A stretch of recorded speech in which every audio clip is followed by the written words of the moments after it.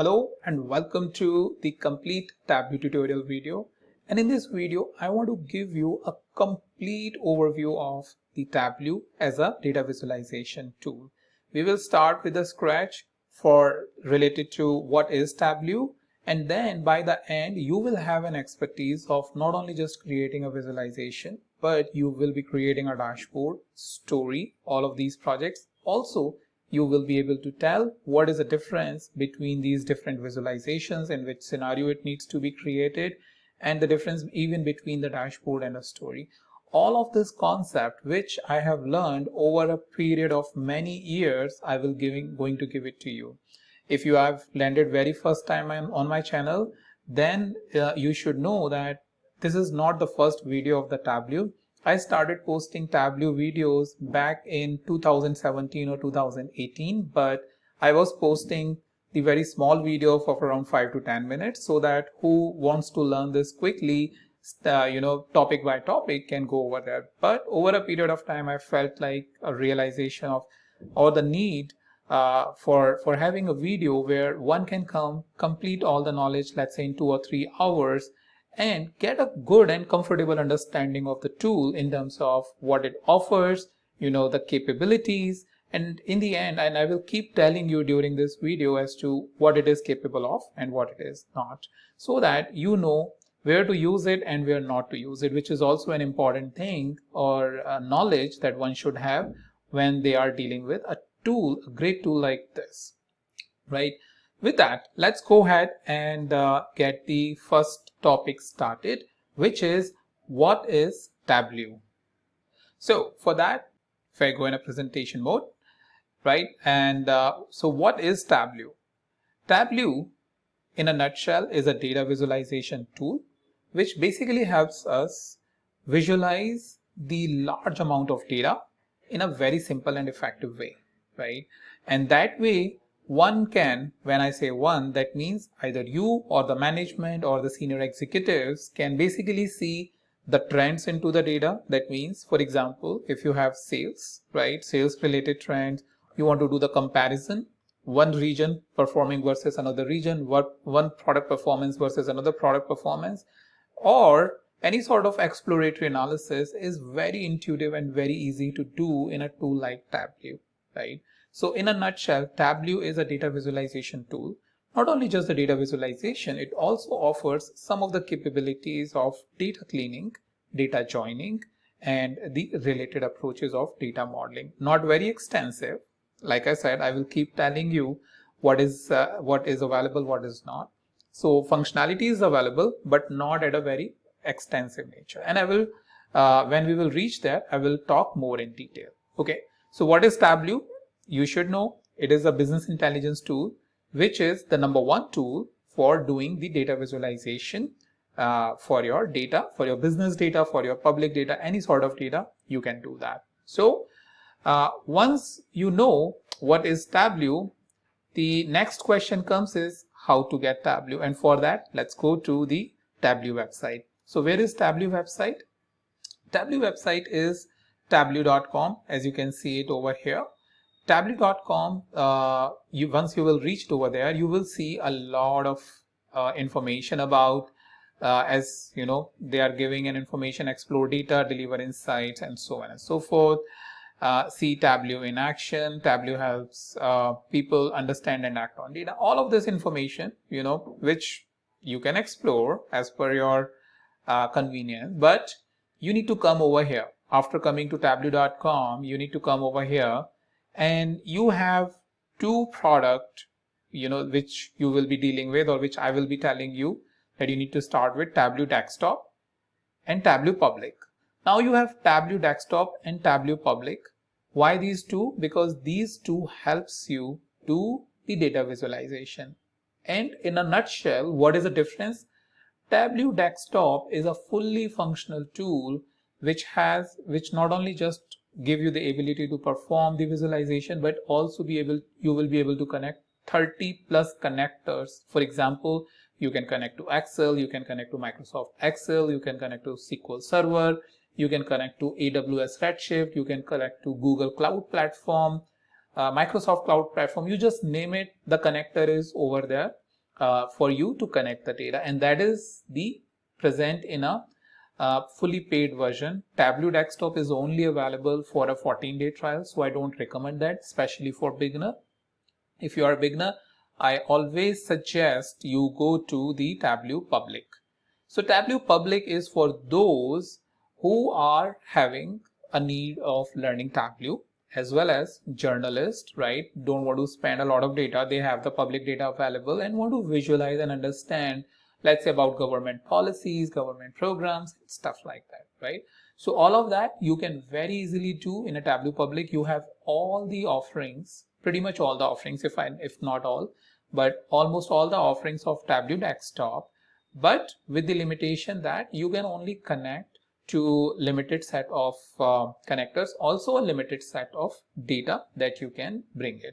But generally the public data is not very big and mostly in a summarized form for doing the final output, not like a business data where you have millions and billions and rows of data which you need to bring into the tool and provide the information back.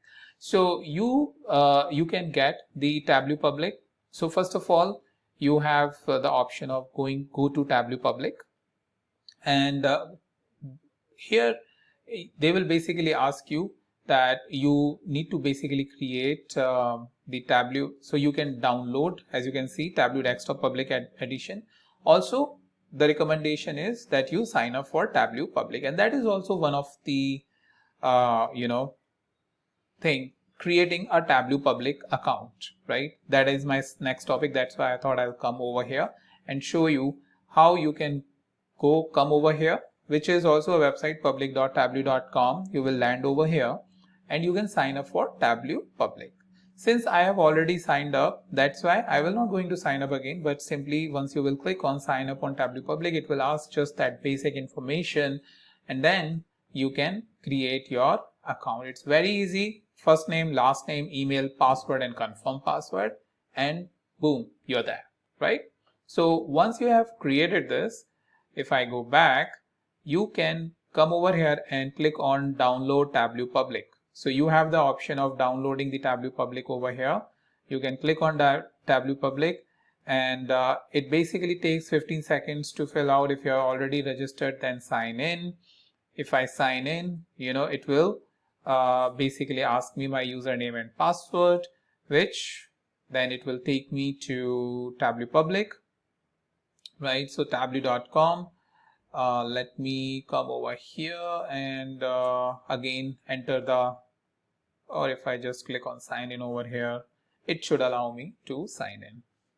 So that's the small thing. So now I have signed in because I already did sign in over here on a second window. That's why it has picked up. So this is how you will see. And then if I come over here, download Tableau Desktop Public, the public, I will go ahead and download the Tableau Public. Okay, Tableau Public, it should come now over here. Tableau Public in the downloads. I will go ahead and save it. It will take a couple of seconds. So we will just let it download and come back once it is downloaded. All right, so now since the Tableau Public is there, I will simply click on this Tableau Public.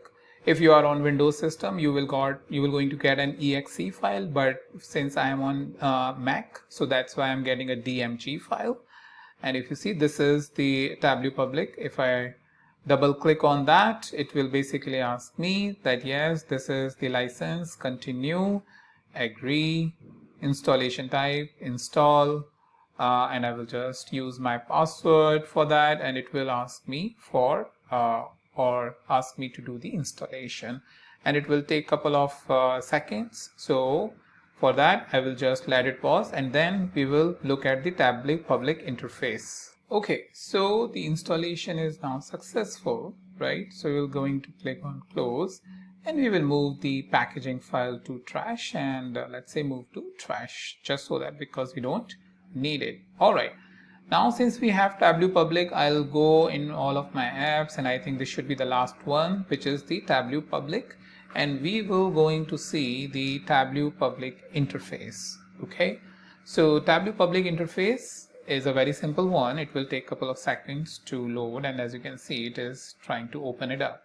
So it is a very easy and simple interface, especially to keep in mind for those who are beginners who wants to learn this, and especially for those like journalists and all who are not super tech savvy, and I will click on OK to allow this, who are not super tech savvy but still has a lot of great capabilities with the tool of that Tableau is offering. And as you can see over here, you have the couple of data sets, right? Microsoft Excel, text file, JSON, PDF file you can import, special and statistical file, OData, and more. In the more, you will see that you can get the data from Google Drive, you can get OData and web data connector. This is deprecated, right? Save locally, work with big data, connect to more data sets. For this, upgrade now, which will be upgraded to what? Tableau desktop. So that's why we are not recommending that. We have everything what we need. So I'll just come back. Also in this interface, you will see that this area is blank. It is blank because right now we have not created any visualization, right? And once we will create it, we will going to use they all will appear over here. On the right hand side, it has the how-to videos, right, which you can explore as to how to do a stuff, and that is what also I'm exploring in this entire video from a complete beginner perspective. Then you have the visualization of the day, very, very important to get an inspiration like what experts are really creating, right? So you can click over here and know about what is the visualization of the day. You have the blog, you have the sample data set and current status, right? So that is what it is. Now let's move on to our next topic, which is importing data in Tableau. Okay, let's go ahead and see that in action. First of all, I will show you what is the data set that I will be using it over here, and then we will move ahead. Okay, so the data set we will going to use is a very simple and easy to understand data set, that is a Superstore data set. What this Superstore data set is having is basically a different location. If you see and if I just expand that within the United States, and I think let me just bring that up, the United States data, which is where you have a different customer segment. Or let me start with this. You have the order ID, right? You have the order date, when the order was placed, shipping happened, what is the shipping mode, the customer ID, and if I just expand everything in one go, customer ID, customer name, segment, country, region, city, state, postal code, region, product ID, category, product name, sale, and quantity, discount, and profit, right? A data set with which you can easily understand and get it. You have the people information about who is the regional manager for this, and I'll say cancel, somehow I misplaced it, but and then you have the returns, so for an order ID, whether it was returned or not, right?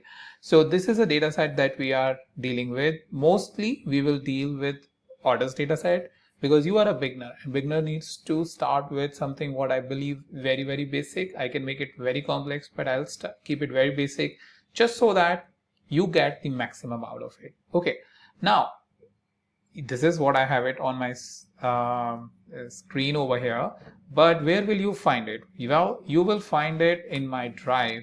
So the link basically allows you to join my Google groups, where I give the training information and lots of other information about my upcoming program and stuff like that, and then it gives you the link of my Google Drive where I keep my data, and this is present in datasets folder, right? In datasets folder, you should always look at it over here in datasets, right?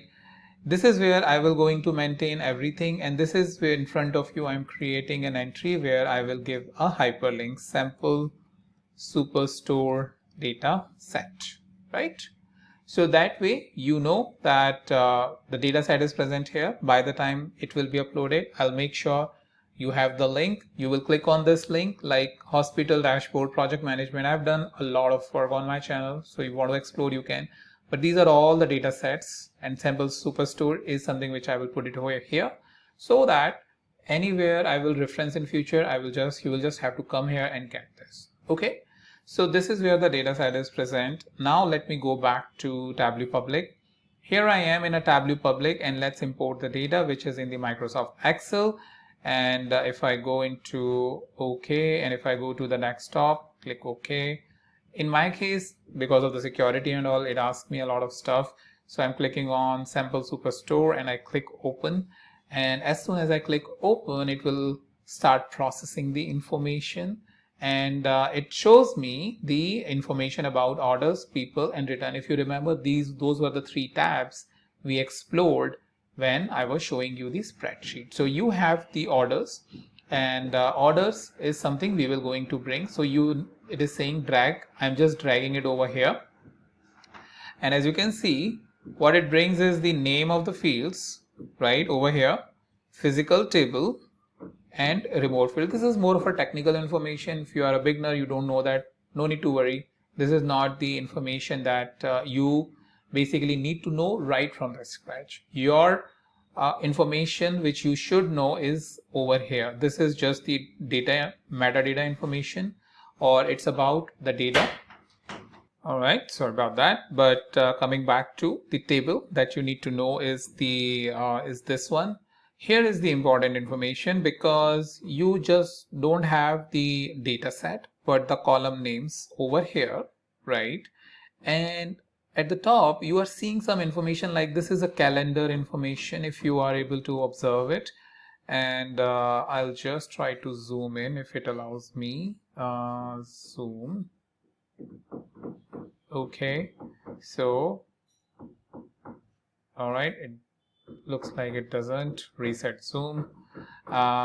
So if I get my pencil back, okay, so here this is the order date and the calendar icon is present, and if I click over here, you see that date is clicked, right? Similarly for this is a string information because it is alphanumeric, so it has identified that is a string, right? And then you have same information for each and every one. It is very important that you evaluate that string should have ABC, date should have the calendar sign, and the information about orders. If you see, this is a location information, that's why the globe icon is present. So you have the globe for country, city, state, postal code, right? Region is custom region, that's why it is not present. So if you scroll further right, you will see the rest of the category, subcategory, product name, and then measure, if you see, is in hash. Hash indicates it's a measure. So measure is all over here. Some sales, quantity, discount, profit, right? And then you have this sorting also, where you can enable the sorting if you like, right? And that's pretty much about it, right? And over here, if you see, the table is the order table, 21 fields, 9,994 rows. It is based on the 100 rows what is being displayed over here. You have the settings option here, and you have this drop down also in case your more and more tables are present. And you have the setting icon which shows show aliases, show hidden fields, data source, A to Z ascending, so on and so forth, right? For now, we don't need this. Important thing that one should know is about filters. Reason for this is, many times it may happen that you don't want certain values while creating the visualization. So you have two options. You can reduce it directly at dataset level, which is present over here. If you click add, you click add, and then let's say you don't want a particular category or you don't want a particular city, right? So all of these values are given over here. Let's say I select city. Okay, so city, what do I don't want?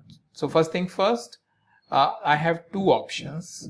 One is clicking all, and then it is giving me the option that all is selected. Let's say I don't want Akron, right? Let's say I don't want Allen as a city. I don't want Amarillo as a city, and I'll click OK, right? City excludes Akron, Allen, Amarillo. Very easy. If you want to add one more filter, click on add again, right? You have date related filter. you have segment. Let's say it's for segment. We don't, so select all and uncheck what you don't want. Corporate and click OK. Keeps consumer and home office. So you can see city exclude. There were a lot of city information. So rather than saying that it keeps, it has to bring the all of the field. Smartly, it says it excludes Akron, Ellen, and Amarillo. And for segments, because the list is small, it says you should keep. It's showing that we are keeping consumer and home office. And you click OK, and it reduces the data. So if I click OK, the data is reduced. And over here, if you see, two filters are present. So you can come back over here and say edit. If you want to remove it, you can edit or remove it. Select the filter that you have placed, click on edit, edit it. If you want to remove it, remove it. Same way, I will remove this because I want to bring all the data.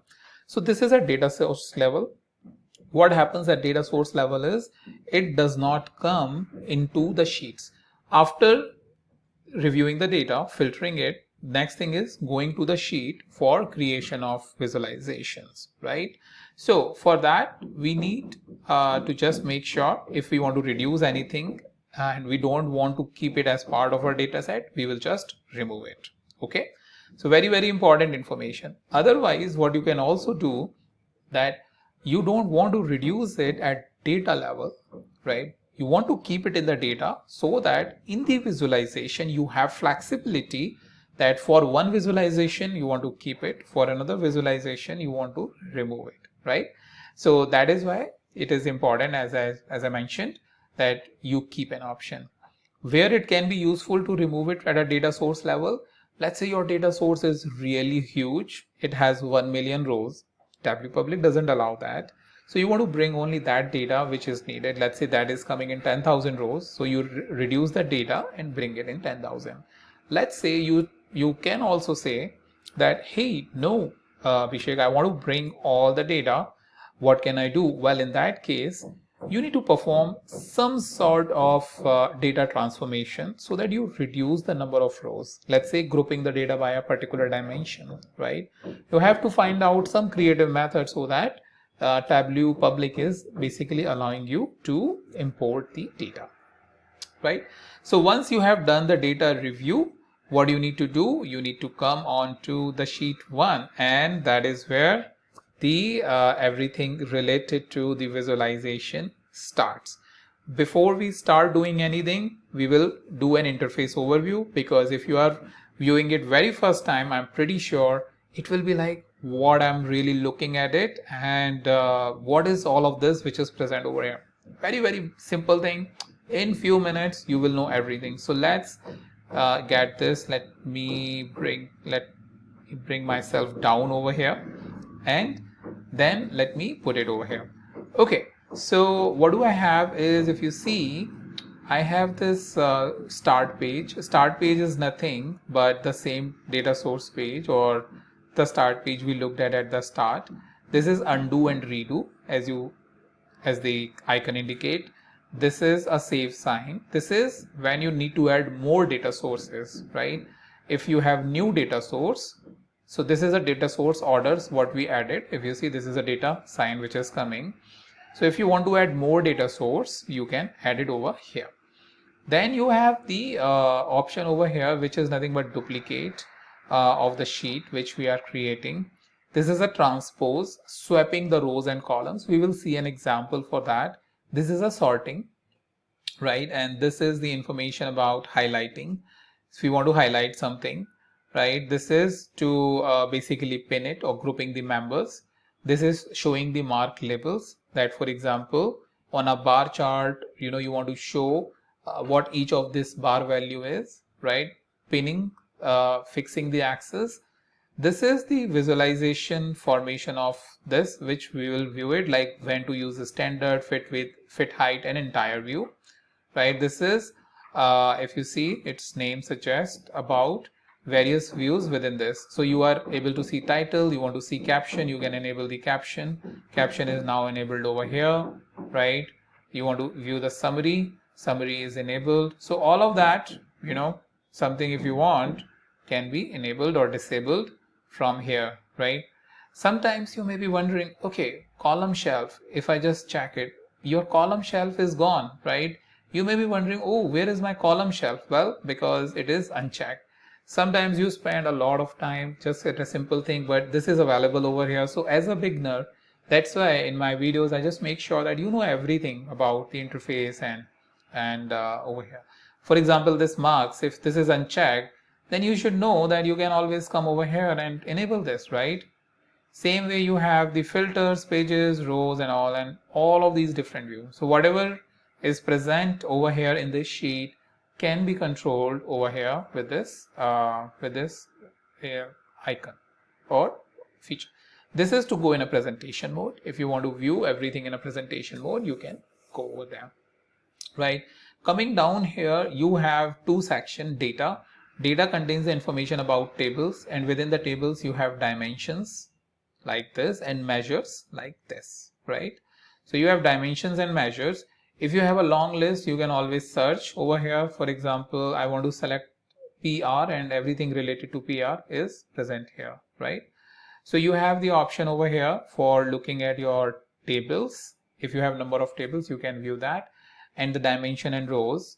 Also, it has analytics pane. Analytics pane is nothing but, let's say if you want to have a constant line, for example, the targets informations, right, is always a constant. So you want to bring those type of thing: average line, median line, box plot, some statistical measures over here, trend line, forecast, cluster, reference line, band, distribution band, box plot. A lot of capabilities, out of the box, simply clicking there as per the need and putting it out there. Now over here you have the information about the pages. So this is basically to create the effect of that. You drag the dimension, let's say 3 different pages you want to bring, especially for the animation sort of a thing. It becomes really easy. We will see an example for that, and you will see how it shows the information. You filters, very, very important. You want to filter a visualization with a specific basically value, you can do that like we did just a few minutes back. We can do that here. Marks, you will going to deal with it day in, day out. Very, very important. You want to color code something, colors. You want to size up something, sizing up and down here. Labels, you want to bring the text. Very innovative features, I'll show you. Details, you want to bring more details to the visualization, like granularity and all of that. Details. Tooltip, you want to create a simple tooltip, custom tooltip, advanced tooltip. Very, very important, very easy to do. Also, this drop down is basically a set of options that whatever is shown here, you want to show it as a bar, you want to show it as a line, area, square, circle, shape, text, map, pie, Gantt, polygon and density. A lot of option which is also present. Most of these options are also present over here. And if you see in this show me tab, the intuitive feature is that it shows that this particular visualization need number of dimensions and tables. For example, Gantt, 1 date, 1 or more dimension, 2 or more measure. Bullet graph, 0 or more dimension, 2 or more measures. Packed bubble, 1 or more dimension, 1 or 2 measures. So something which is very, very intuitive. If you see, click on show me, it basically enables that box. We will going to create all these visualization with the help of the examples, and I will also give you the exercises. So stay tuned with me as we will start creating the visualizations. Okay, so let's start with the visualization, and the approach for the visualization will going to be the question and answer based approach. Reason for this is I can simply go and show you that this is how you need to create a visualization. So that will not going to leave a lot of impact on your mind, but I will be actually trying to I will try to discuss that what are really some of the questions or answers that happened or a Tableau developer or a business analyst who does the Tableau related work as well should do it. So if you are absolutely beginner, or if you don't have any idea like what kind of conversation goes into when you create a visualization, this video should help you resolving those type of things. You can always create a visualization, but a thought process behind it, what really happened behind the scenes in terms of that discussion is something which I will going to reveal. So stay tuned with me and we will going to take care each question, discuss that, and then move it in the next direction in terms of creating the visualization. Okay, so with that, our first question will going to be I need order details for each customer. So in this case, if you see, your manager or your leader of the department basically interested in getting a list of all the customer, well, and their orders. So that means you have two important information. One is order and another is customer, right? So these are the things. Order details is something that is being asked. So that means you need order ID, you need order date, if you remember from the data set, and you need the customer name. Like these are the three things, but it is missing with one of the important information. Well, I can give you order date and order ID and customer name. What else you need? This is a question that you need to ask. So in that case, let me just write it over here. And if I take a text box for you, so that way we will going to list down. So we can say, okay, we will give you order ID, order date, order ID, order date, and customer name. But is this the only thing you need? Because from our perspective, you may want to look at, let's say, product name, right? The customer has purchased which product, because in one order you can have multiple products. So do you need product name? They said, oh yeah, we need product name. And we can ask, hey, whether you need shipping details. They come back and say, no, we don't need shipping details because we are only interested in analyzing order. And then finally, another thing that you should ask is, hey, for this order, do you need any information like what is the quantity that was ordered or what is the sales that is ordered? So they came back and say, yes, we need quantity, right? So let's say this is after, this discussion, these are the fields that got finalized.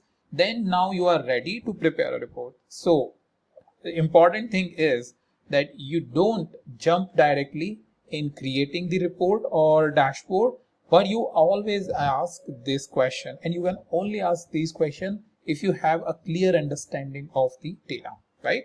So let's go ahead and start creating the visualization. All right, so here I am into this sheet again, where I have Tableau public. I will go to sheet 1, right? In sheet 1, you remember that this is the interface I have given, and here I have the show me table. So over here I have my dimension, and these are my measures like discount, profit, quantity. And if you observe, dimensions are highlighted with blue color and measures are denoted by the green color. And for measures you have hash, right?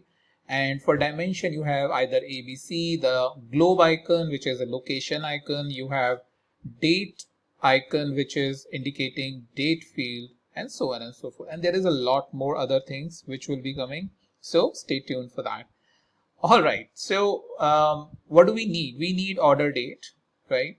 So let's select order date and order ID. So order ID, right? I have just single clicked on that, and then I am pressing my control button if you are on Windows, or command button if you are on Mac.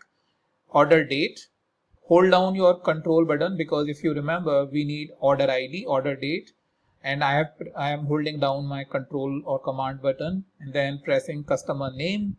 After customer name, we need product name and we need quantity. Right, so I am now selecting multiple fields only after pressing down the command or control button. Now I have selected these many fields which I needed to create, and I'll go to show me, right? And what I have is a simple text table, which down below, if you see, for text tables, try, and if I come down very cautiously, yes, it has changed.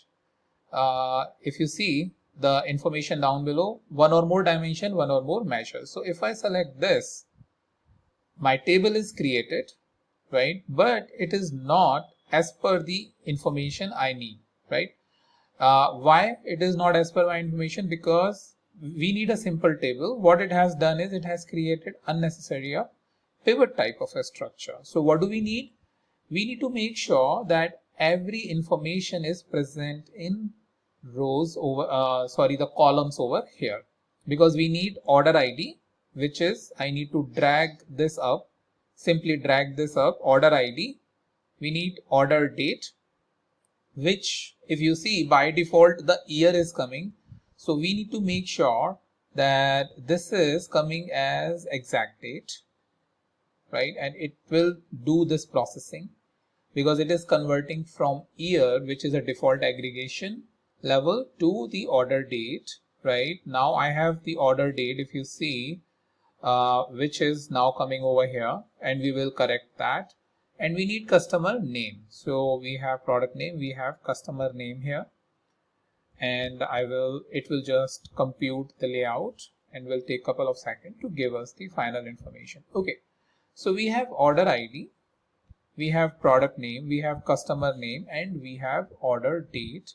And we need order date as the, if you see, we need, right now it is continuous, but we need to make sure the discrete, that means it should act as a dimension and produce it. So if you see, not a whole lot of good information which is coming. So in columns, that's how the information is coming for each of the order, right? If I just expand this little bit, this is the order ID, this is the product name, this is the customer name, and this is the order date, right? And this is your quantity, which is coming over here.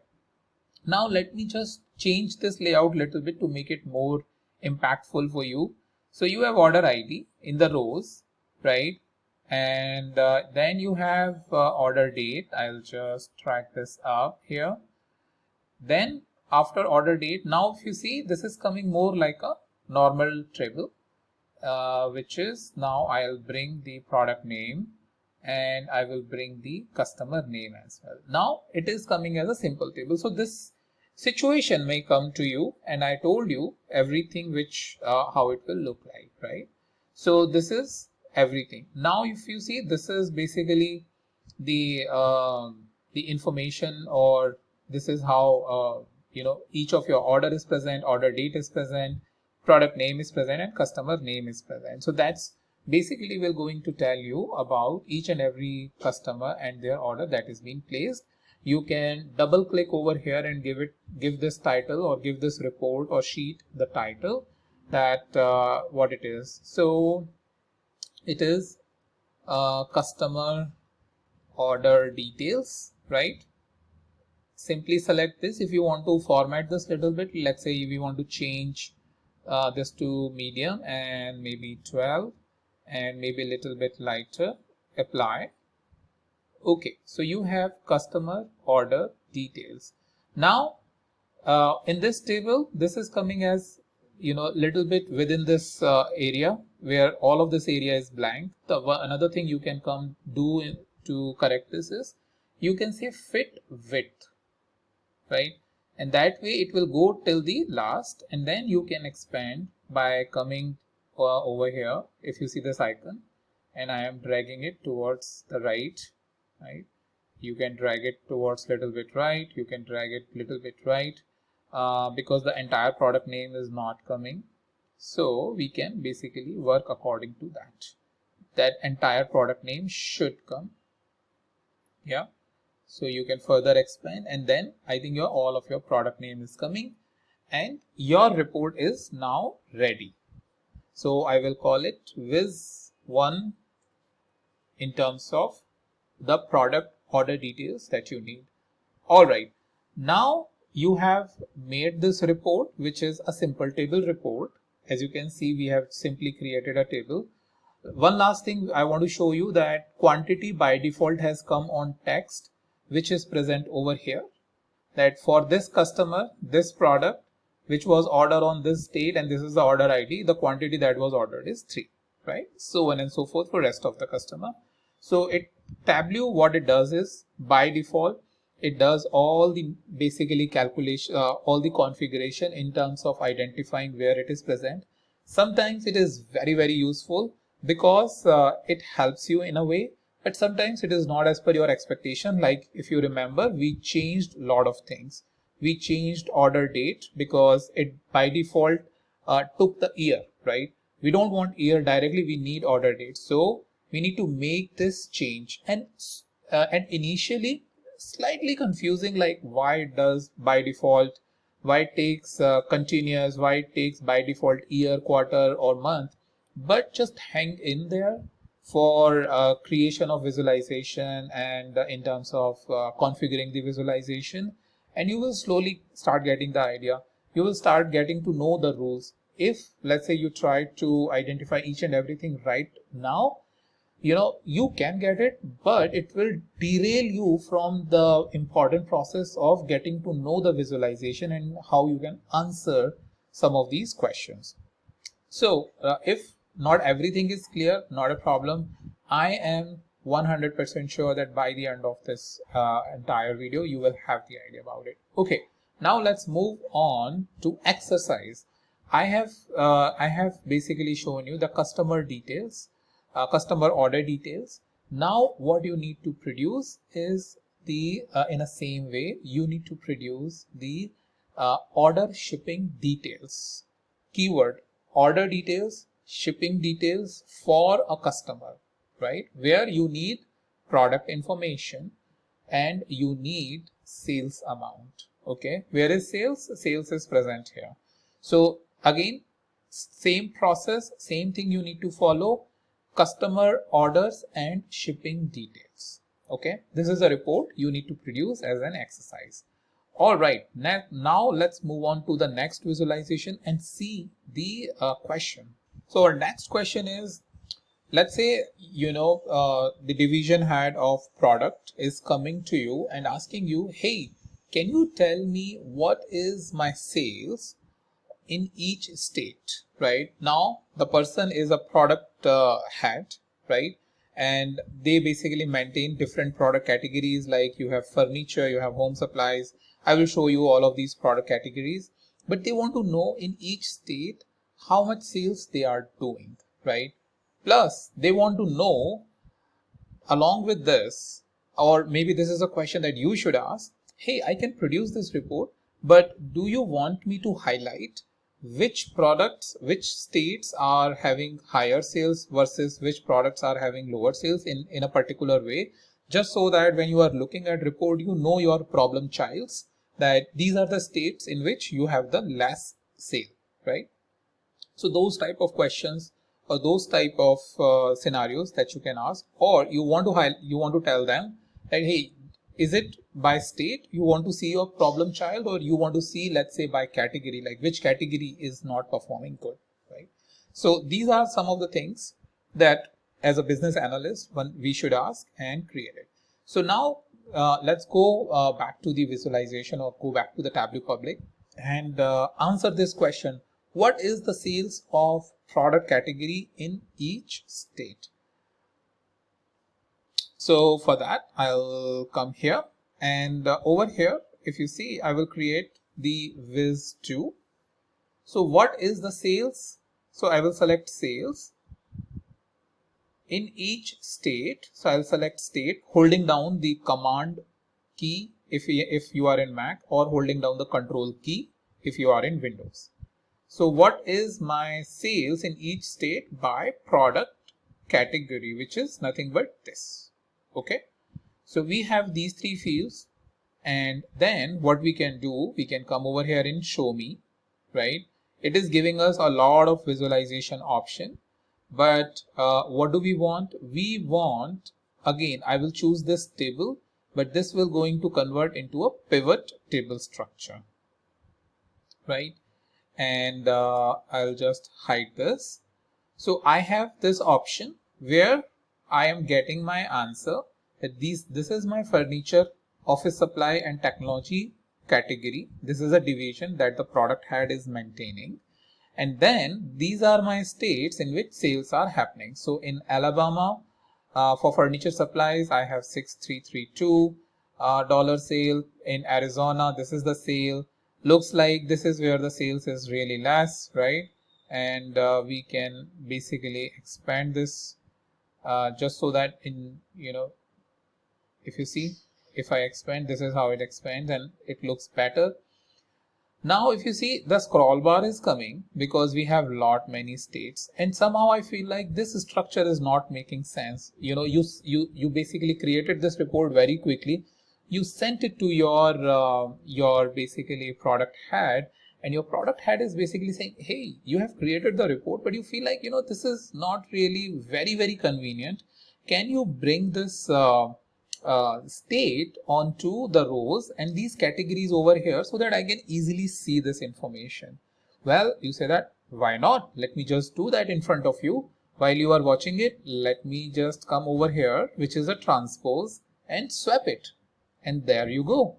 You have state over here and you have furniture. And he was like surprised how quickly you have gone ahead and did this entire operation, right? Let me just bring it away my exit, this drawing tool which is coming. Maybe you are not able to see it, but somehow it is coming. Okay, so this is the interesting option of swapping. Swap up, swap down, right? That way you can convert the columns to rows or rows to column, like vice versa, right? So that way you can now see lot of your states, right? And you can basically work through your entire data very easily. Now the scroll bar is also present here. It's not that scroll bar is not present, but if you see, your visibility has increased a lot. Clearly you can see from this, oh, in North Dakota we only have office supplies. We are not selling rest of the other two categories, right? Same is the case in Wyoming. You have 1603 in furniture, but rest of the two categories you are not selling. You are not selling anything in West Virginia under the technology product, right? So if that is something, you can very easily get it with the help of this visualization. Now let's come back to the second question. Your leader is coming and telling you, hey, this is good. Now you have given me, first thing first, can I see everything properly, like furniture is coming properly or office supplies is coming properly? So what you did is you created this. Now he's coming back and saying, hey, can you tell me, what are my states in which I am having a very good sales? Like those are really good in terms of sales. So what do? You have one of the two options. There is this sorting icon, and then you said, yes, I can do it. So you can simply go and you click over here and your information is changed. If you see, California is the state where the sales is really high, going down to North Dakota where you have very less sales, right? So these are like your shining stars, or these are the best places where sales are happening, as you can see. And down below, this is the worst state. Or he can come back and say, hey, can you tell me my problem child? You will say, okay, fine, I'll tell you. And this is where you click over here and you get those states in which sales are not happening, and maybe some of the questions you may want to ask, like why this is not happening, right? So these are some of the things which you can answer with the help of data visualization very easily. As you could see, we created this and convert everything very easily into easy to understand format, printable format, and give this information as who are your shining stars, or who are your best performers versus who are your worst performers. Now, coming back to the exercise part. So I hope you enjoyed this so far. So the exercise part is the, you need to know, or you need to tell them the profit, right? Your product division person, the head is again coming back and asking you, hey, can you tell me in a same way, this is a sales, but is this really true from a profit perspective as well? Can you give me a separate table where I can also see my states where I'm making a lot of profit or less profit? So in this case, you need to create absolutely similar structure, but rather than sales, you need to choose profit. Okay.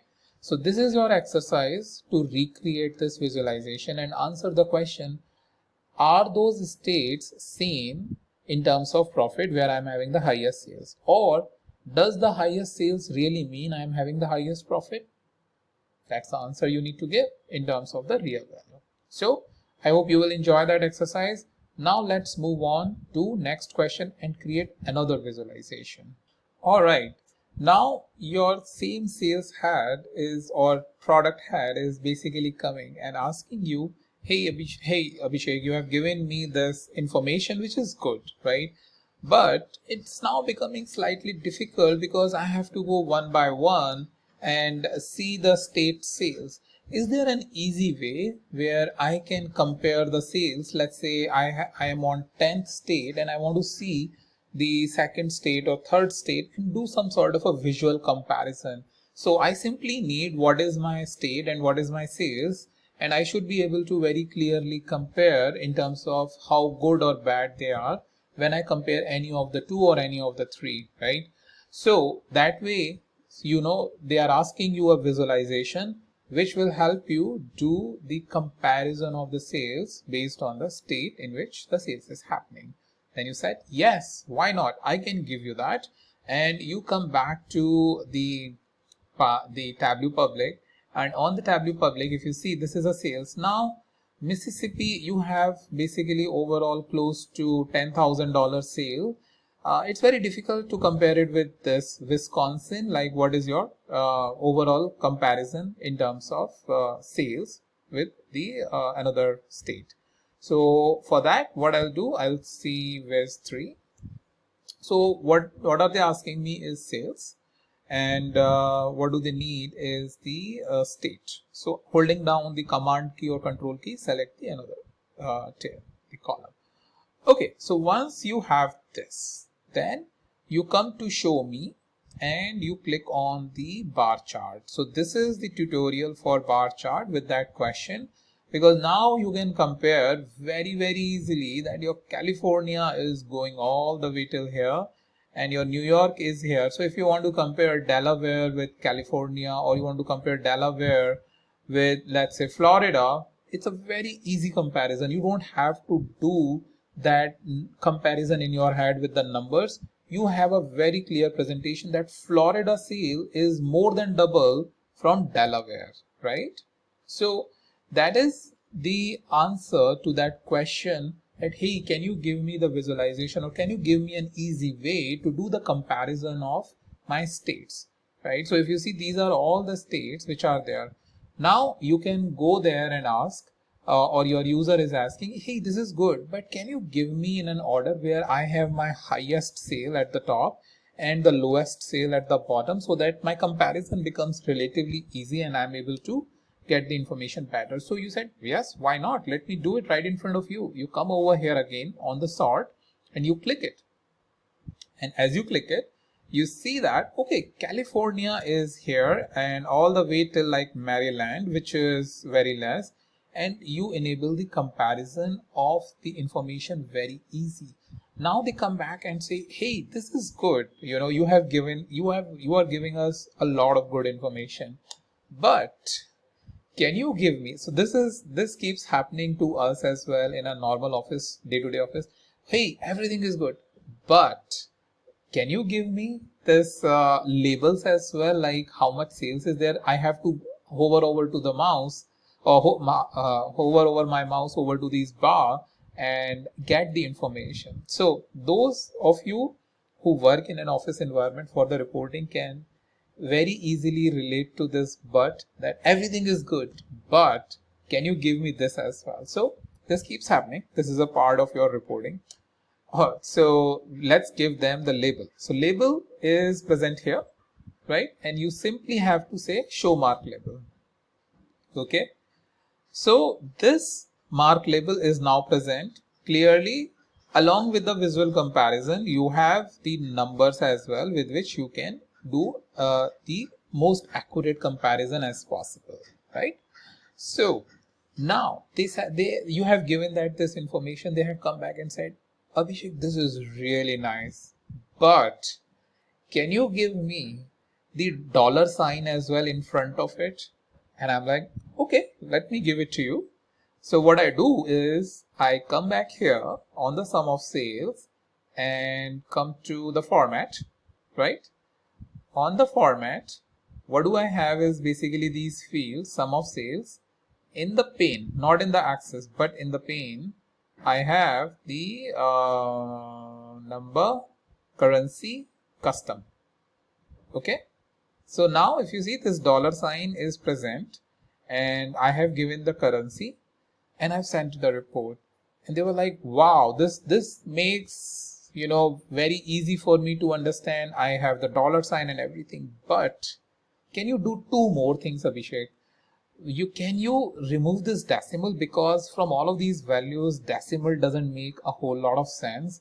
So can you remove the decimal and can you reduce this to 1000 values? That means 89k, 116k, 32k, right? So I said, okay, fine, let me do that for you. So currency custom, decimal values 0 0, so decimals are gone. Display units, change it to 1000. This is something which I have sent, and they were like, amazing. Now just keep sending this information every week or every month, or publish it so that whenever I need it, I can go ahead and do that. So we have this way come to our final report of sales state, which is allowing them to have the comparison and the interpretation of the visualization in the most effective way. So with that, they understood, they started consuming it and started producing it. Now, after 2 months, they came back and asked, and this is an exercise for you, that, hey, can you give me the same report, but I want profit. So what do you need to do? You need to create a new sheet altogether. Always create a new sheet, don't duplicate it. Create a new sheet and replicate every step for producing the profit report. Okay. So that is the exercise for this visualization. Now let's go back and see the next question. All right, so here we are with the next question, where let's say your customer segment or your sales leader is coming and asking you that, Abhishek, so far reports that has been created are good. Now we are starting to inquire about our customer segments. We want to understand the sales which are happening in customer segment, which is the highest and which is the lowest. So we have 3 customer segment, and in that 3 customer segment, we want to identify the sales in each of those segments. So we said, okay, fine, we can do that. And for that, let's go to Tableau Public and or Tableau Desktop, whatever you feel like. So what we did is we created the visualization number 4, right? And they need the segment. So where do we have a segment is here. This is where you have the customer segment, right? And you have sales. So we will hold down the command or control key and select this, right? And there is another option that I can double click like this. If I just double click and I double click like this, it does create the visualization. So this is a trick, right? Rather than, if you are not a very good fan of selecting it, if you see, I just removed it, dragging it from here. What I can do is I double click here, I double click here, and my chart is ready. Tableau automatically identifies what my chart is. If you see, this is the area, but if you want to expand, like we have done, start from standard to fit width. That way your visualization will fit the width part. And with width, you have the fit height, that means fitting the height, right? And entire view is also where you want to fit this visualization on the entire view, which is currently the case in this scenario. Okay. So now with this visualization, we have very quickly answer what is the highest sales, corporate and home office. So clearly in couple of seconds, they can just get to know, okay, consumer is basically where my highest sales are, and home office is where our lowest sales is. Now they ask, hey, can you give me the label, like how much sales they are doing? So we come over here and we produce it, and like they have earlier asked, hey, can you also basically tell me that the convert it into a dollar sign and in thousands. So we say, okay, fine, we can do that. We'll come here and come to format and in the pane, and you come to the currency custom 00 and convert that into 1000. So clearly 161k, which is nothing but 1.1 million, and 706k and 430k. So clearly your consumer sales is more than double or close to like 3 times of home office sales. So that's the idea one can get about this, right? So that is something very, very interesting and easy when you compare it with your sales, or you want to understand, or compare the categories of the product, it becomes really easy.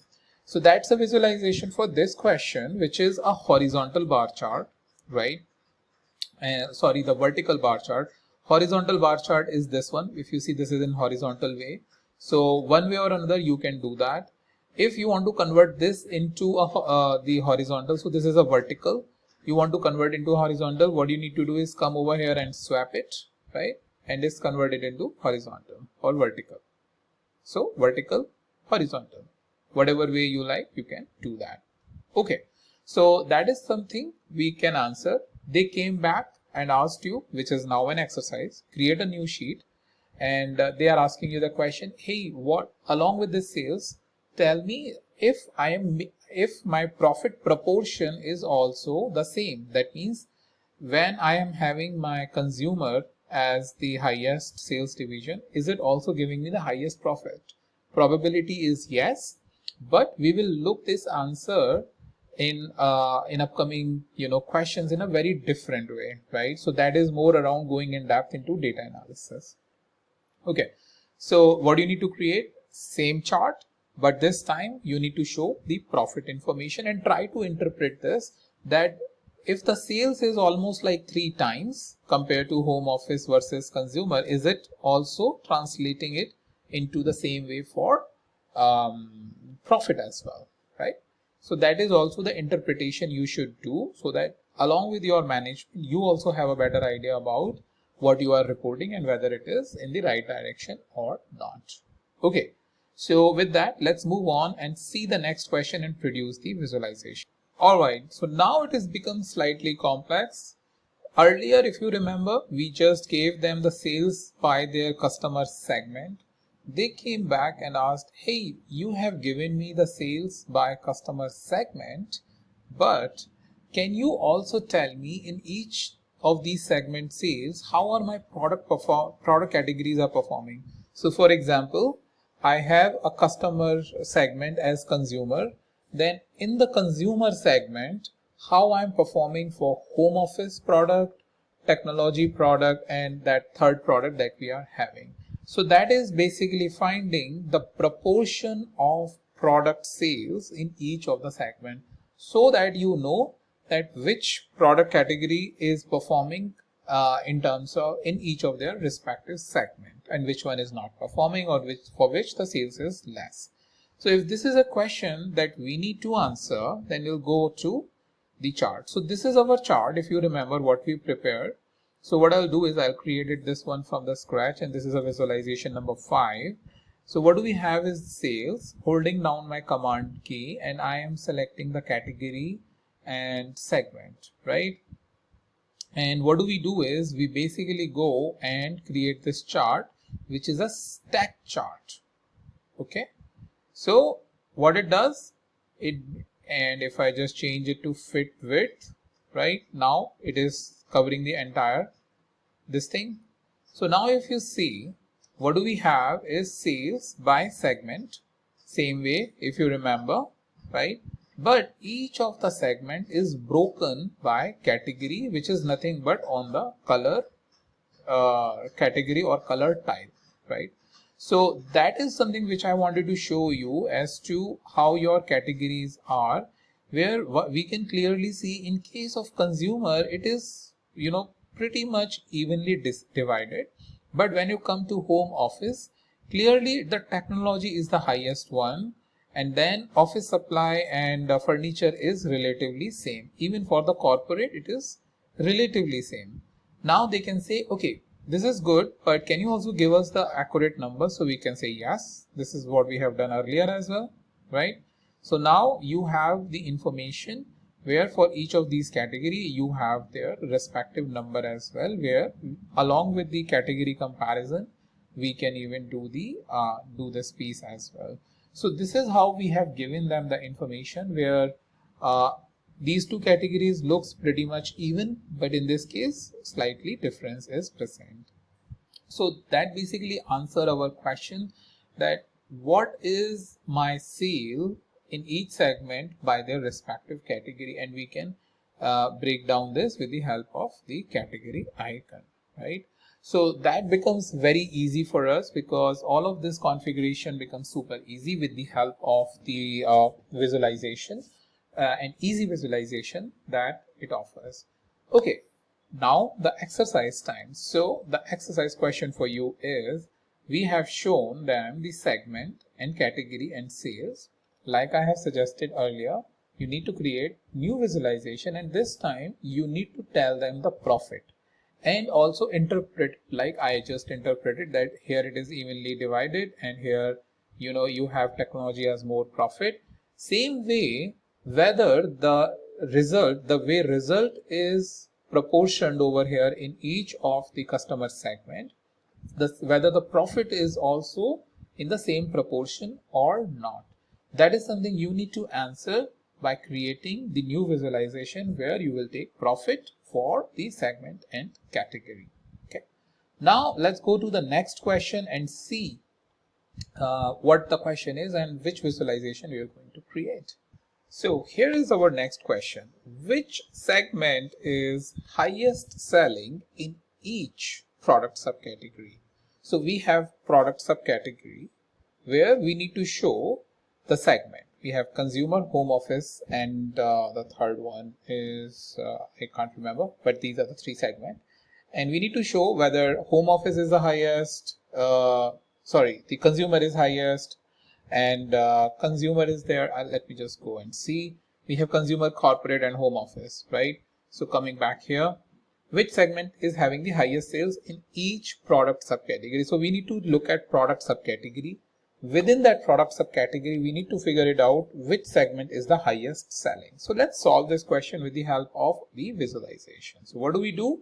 We come back and create a visualization, which is the visualization now number 6. Okay, that is capital V. So I'll just make it consistent. Okay, so once we have this, we have sales, right? And we are taking the product subcategory, which is here, right? Getting to make sure that the field is always there because we are working with a known data set. In data set, if it is not present, you need to make sure that it is added. And then what do we have is segment. Okay. And then what we do, we come over here in show me and I create this chart, which if you see or if you observe, it creates sort of a divide, right? And then have a grouping of chart. So side by side chart. So what do I get is now I am getting a grouping by consumer, corporate, and home office. So what it is basically answering the question, not the answer that we need, but it's basically answering the question in consumer segment, which product subcategory sales is high. So opposite of what we are saying. So what do? We just need to change the order over here. We need to make sure subcategory is the first one. So we drag this on the right. So what happens? As you can see, now we have these categories which is coming first, and then in each of this category we have the segment information. So what I'll do, I'll just come over here and hide this, right? And I'll say entire view, and it gives me more information and I can basically then go ahead and see this. So clearly it creates an impact for us. Also, if you don't need color, just simply remove this because color has no relevance over here.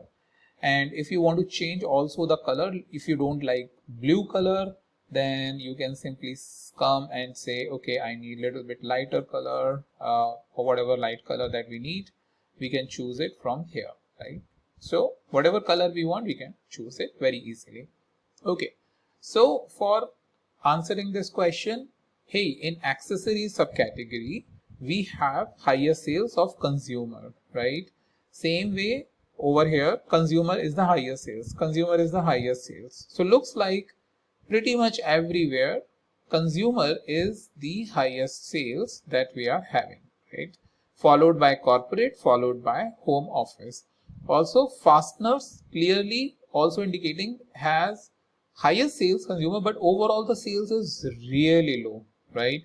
And after that, here the sales are really low, here the sales are really low. So it allows you to do a lot of good comparison with the help of the side by side chart. So whenever you have two categories and you want to compare that, under one category you have another category and you want to do a comparison, this is a chart that you need to basically give them to do the or to answer the question.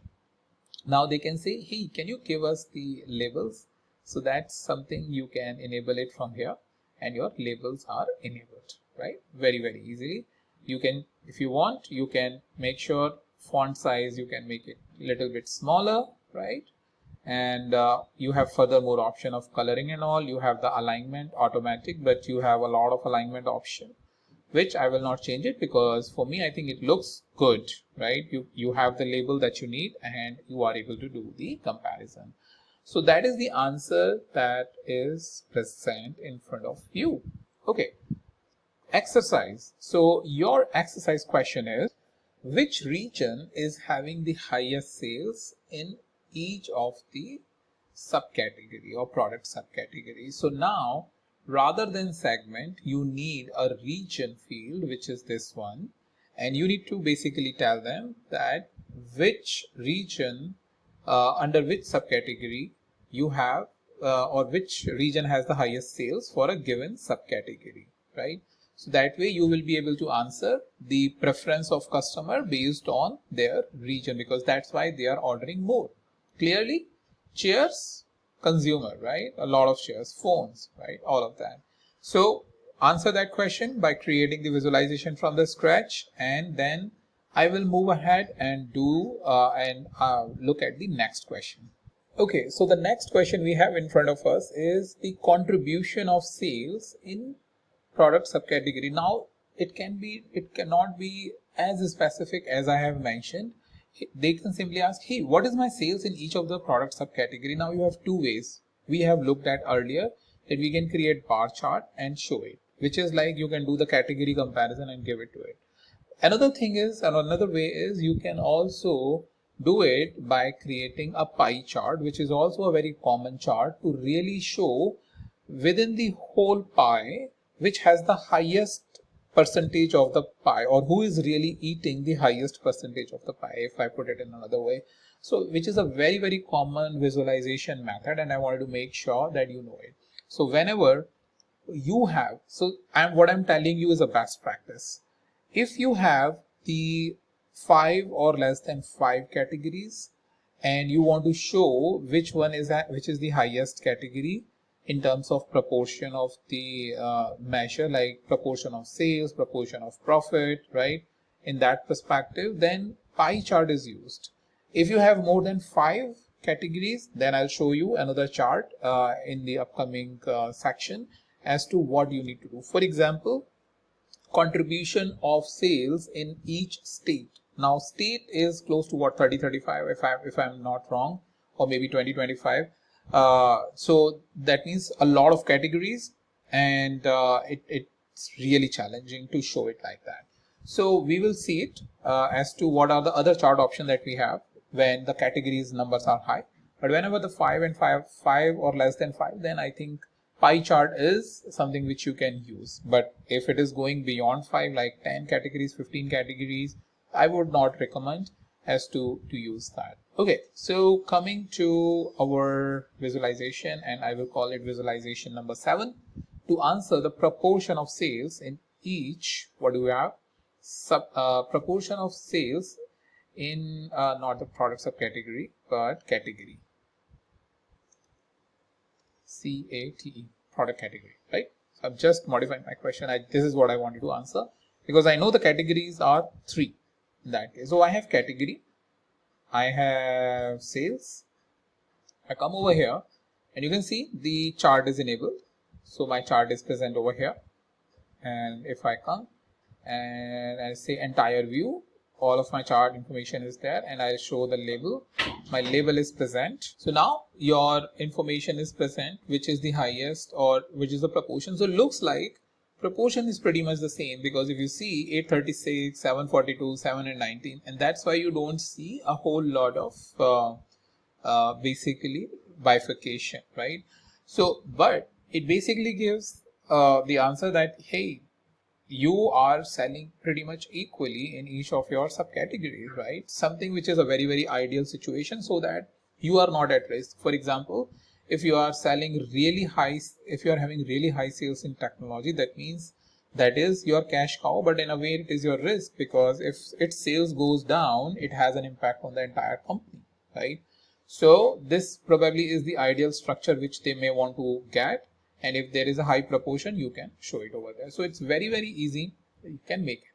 Now you need to create the same chart, the proportion of profit in each of the categories. So that way you can then do an exercise and interpret whether after the sales, whether the profit is also equally distributed among these 3 categories or not. So that is something I want you to look at it in your exercise. Alright, so now let's move on to the next question. And the next question is, which product subcategory sales has increased or decreased yearly? So for that, here we are in Tableau, and over here what do we have is sales, and we have order date, and we have the subcategories. So we want basically the yearly sales. Now year is a time dimension, as we are taking order date. So time dimension is something you will encounter again and again and again when doing the visualization. And the reason for this is time is a very important property for a business, because businesses are always like, are we improving over a period of time? That means last year, if I have $1 million worth of sales, this time I have whether more than 1 million, which means an increase, or less than that. So time helps us do the comparison, and there is a separate tutorial for hours that can be created only on the date functions and date related problems. You will encounter it pretty much on a daily basis. So that is something what I also cover in my advanced training. A lot of date related calculations like year to date sales or month to date sales, year over year sales, same period last year, all of those type of dynamic things which I cover it in my training, but that is something which I have covered on my channel as well. However, in future I am planning to post some more lengthy videos like this so that you can learn more and more about date functions. But coming back to this, we want to show the yearly sales, and this time I will going to choose the visualization which is a heat map, because if you see the heat map, in this case the heat map is based on the size, which basically indicates the 2018, 19, 20 and 21, which with the help of the size indicates whether this size is a small, size is bigger, and then pretty much constant in 2020, and the size is a little bit bigger over here. Same way, if you see for the binders, the size has increased over a period of time. It's in case of chairs, yes, size has increased, but for these smaller sizes you can't interpret a lot. And that is why sometimes size is important for the comparison perspective. But I will show you a small trick where the sum of sales is right now on the size. What we can do is we can drag this on the color. As soon as we drag this on the color, what it becomes is basically nothing but this highlight table. So what it does is it basically creates a heat map type of a structure, and we enable, let's say, the label as well, that shows that chairs sales has definitely increased because the color has become darker. For this, sales is pretty much the same if you see, that's because it has not increased a lot. Same way over here, phones has increased definitely, that's why the color is darker. In this case, supplies sales was good, it has gone down, so clearly you can investigate why that has gone down, and you have then the rest of the sales which is in line with this. So color in this case is way much better representation for the visualization, and as you can see, 4-year worth of information you are having in front of your screen, right? That's like thousands of rows or even millions of rows based on how big the size of the business is, but everything at one single page. Now they can come back, this is good, but can we get this by quarterly? You will do that, you will come back and you will say yes, you can do quarterly. Okay, so but Q1, Q2, Q3, Q4, how is this? I mean, is it for 1 year? Is it for all the 4 years? What it is? So yes, this is for all the 4 years. But if let's say the ask is that we want to look at by each year quarter, then in that case you will come over here and you will select this rather than this quarter. You will select this one, which is a continuous quarter. The information is now crazy, but you can correct it by coming here and changing it to discrete, and you can see the quarterly information. 4 years worth of information, which is further bifurcated in quarter, is present over here. Very impactful visualization, clearly indicating that in this quarter 2018 Q1 you did not have any sales for copier, right? So very important, you can see all that information in one single page for your end user. So that is something I wanted to show you, that these are all the impactful visualization that you have for your users. Okay, with that I will call it viz number 8. Now exercise, I will not make it super complex. We have evaluated the sales. You need to evaluate the profit and see whether in the same way profit is also increasing or not, and do the comparison of these two sheets and try to interpret the data. Okay, with that, let's move on to the next question. So this was our last question. Let me move to the next question. What is the status of sales in each city? When we say status, that means they just want to know, okay, what is the status, or how much sales is there in each city? Well, to answer that question, let's come back here and let's call it viz number 9, viz 9. And now what I'll do is I'll take sales. So this time what I'll do is I'll take city. City should be here. So city, these are all my city. Sales, I will have it on text. So these are all the sales. So this is your status of sales. Good. So they felt like, okay, good, you are telling us the state, but can you help us put all of this visualization into one single page so that we don't have to scroll up and down, and we can clearly see in which city the sales is high or less? So in that case, you go to show me and see this. This is a recommended visualization which you can click, and all the cities are now on a map, right? And then what I'll do is sum of sales is on size. As you can see, indication is here, size. I can increase the size a little bit, right? And all the cities sales are coming. So that way, not only just that I'm giving the status, I could have given it in a table, but with the help of the map, I am also giving them an indication about where, in which city the sales is high. Along with the status, you are providing them comparative analysis. They can come, they can hover over here and view the visualization, right? So that is something very impactful that you have over here as a sales of the cities. And not just this, you have the circle to do the comparison. Now they come back and say, hey, probably this circle is good, but can you give me in different color, which is more in alignment with my company policy, color policy? So you can come to color and change color to whatever color you like. For example, this is what your policy is, or this is how you want to see it. You can come and change the color. You should not be able to restrict yourself to just one color, which is a default color. Okay, so I wanted to just let you know in terms of how you can do that. Now as an exercise, what you can do is we have evaluated the sales for state. Now what you do is you evaluated the sales for cities. We have done that. You do that for the state sales, right? And that way you should be able to basically visualize the each and every state sales in just one single screen. Okay, with that, let's move on. And what is our next question? Our next question is, which product has the highest sales and lowest sales? Okay, let's come here and let's call it viz number 10.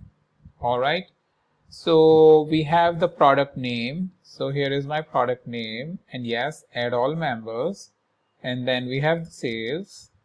And now you see again the similar type of problem, that we have so much sales, or we have so many product names. So what can be done so that they are coming in one single screen? Also the comparison is becoming easy. So for that, what you can do is you can come over here and show me, and this is the chart, the tree map, and you see the very impactful visualization is now in front of you, where you have on your screen each and every product. You can come down over here in the end and see, okay, what is your product which is having the lowest sales, to the product which is having the highest sales, second highest, third highest, fourth highest, so on and so forth. What is here in the middle? So if this is an investigation sort of a thing that you are doing for each and every product name, this visualization is for you. Also, when you put it in a dashboards type of a structure where filters are present, you will be able to just look at some specific part, if not the entire company. But if you want to look at entire company product sales and which is the highest and which is the lowest, or which is coming towards the lowest side of the thing, you can do that, right? So that is one of the things which you can do.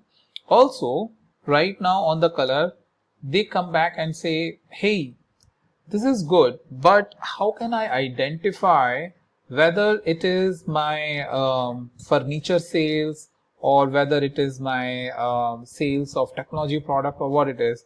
So in that case, right now on the color, you have sum of sales. So what you can do is you can remove it, right?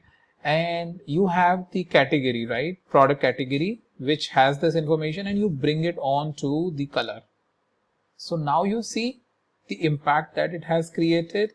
It has created the same visualization, but for each of the category. Here you have furniture, right? Here you have office supplies, and here you have technology. So clearly technology is the highest one, then this, and then the third one is basically the office supplies, what you have, and then each of their product categories over here. So that way, not only you look at the entire company product information, you have the technology product and the respective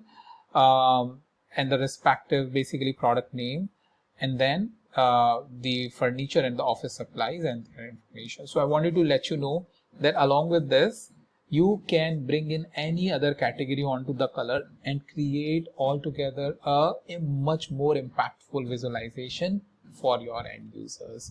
So that is something really interesting I wanted to let you know. And now, since I have done it onto the sales, same way you can do it, or you need to do it as an exercise on the profit and interpret it. If these are the highest selling products, whether these are really the highest profitable products or not, well, find out. This is the investigation as a data analysis or as a data analyst you need to do.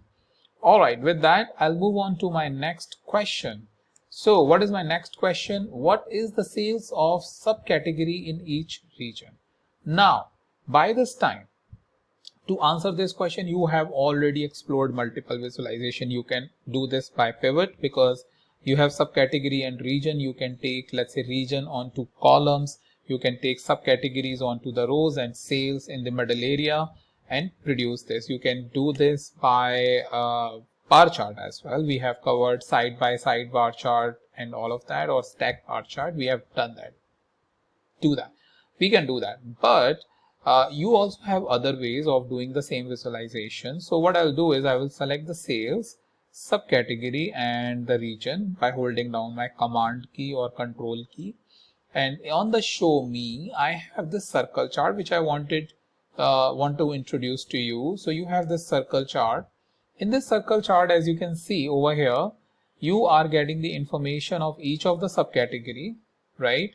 And then region is represented here on the color with the help of a circle using the shape, right? So in the shape, as you can see, this is a circle which is present, and because of that you also have the option where you can have the filled circle, which is a much more nicer representation if you would observe, as compared to the hollow or the blank circle or circle just with a rounded color on the edges. So with the help of this, you have the option of visualizing not just the visualization but do the comparison that this is the lowest, south is the lowest and west is the highest, let's say for the accessories. And then along with this comparison, you can see whether the variation in the sales is high. That means lowest sales and the highest sales are very much drifted apart from each other, or they are very closer to each other. So that basically shows that within a region, whether there is a preference or there is no preference, each of the product is very near to each other. Similarly over here, right?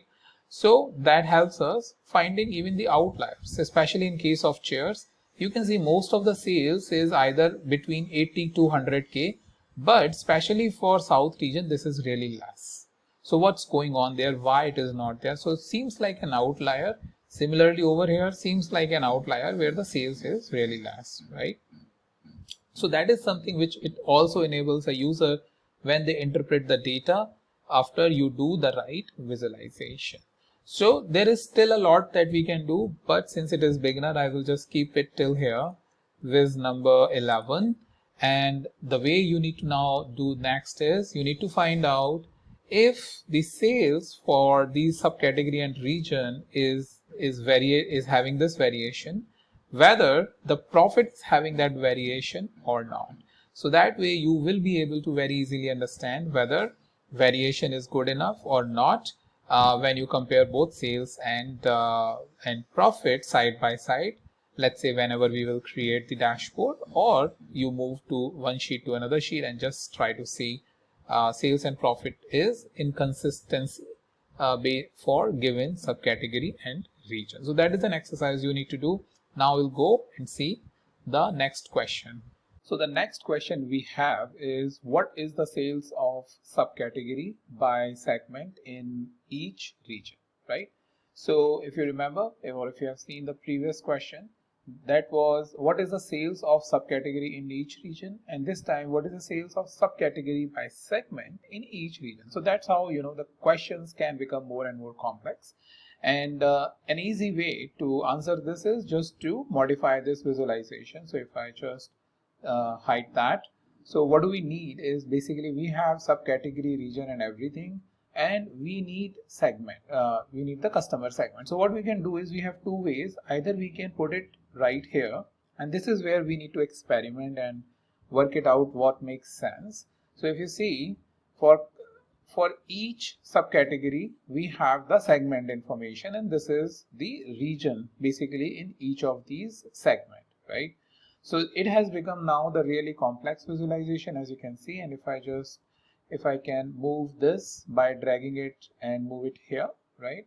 And I can just make it what entire view, so that I can view this information properly. So if you see, we have consumer segment, we have corporate segment, and we have home office for accessories, right? Same way, if you see for chairs, you know, this is where in the consumer segment, in the East region, this is really high sales. So now the visualization, you can see it is really speaking, where you can see which category, you know, is having the higher sales, right? Which category is having really lower sales, like fasteners, and then each of their segment with the region information. So we have made now, or we are moving towards now into a more complex type of a visualization, where a user will have to spend then a lot of time to really understand what's going on. And that happens because as you progress in business for making the data visualization, the questions become more and more complex, and you want to answer them with the help of visualization like this. So that's how we were going to create or answer the business question, with the visualization where they are asking, if you see, we have 3 dimensions like region, subcategory and segment, and what do we want is sales, right? So that's the question we have answered. Now the situation or the scenario for practice.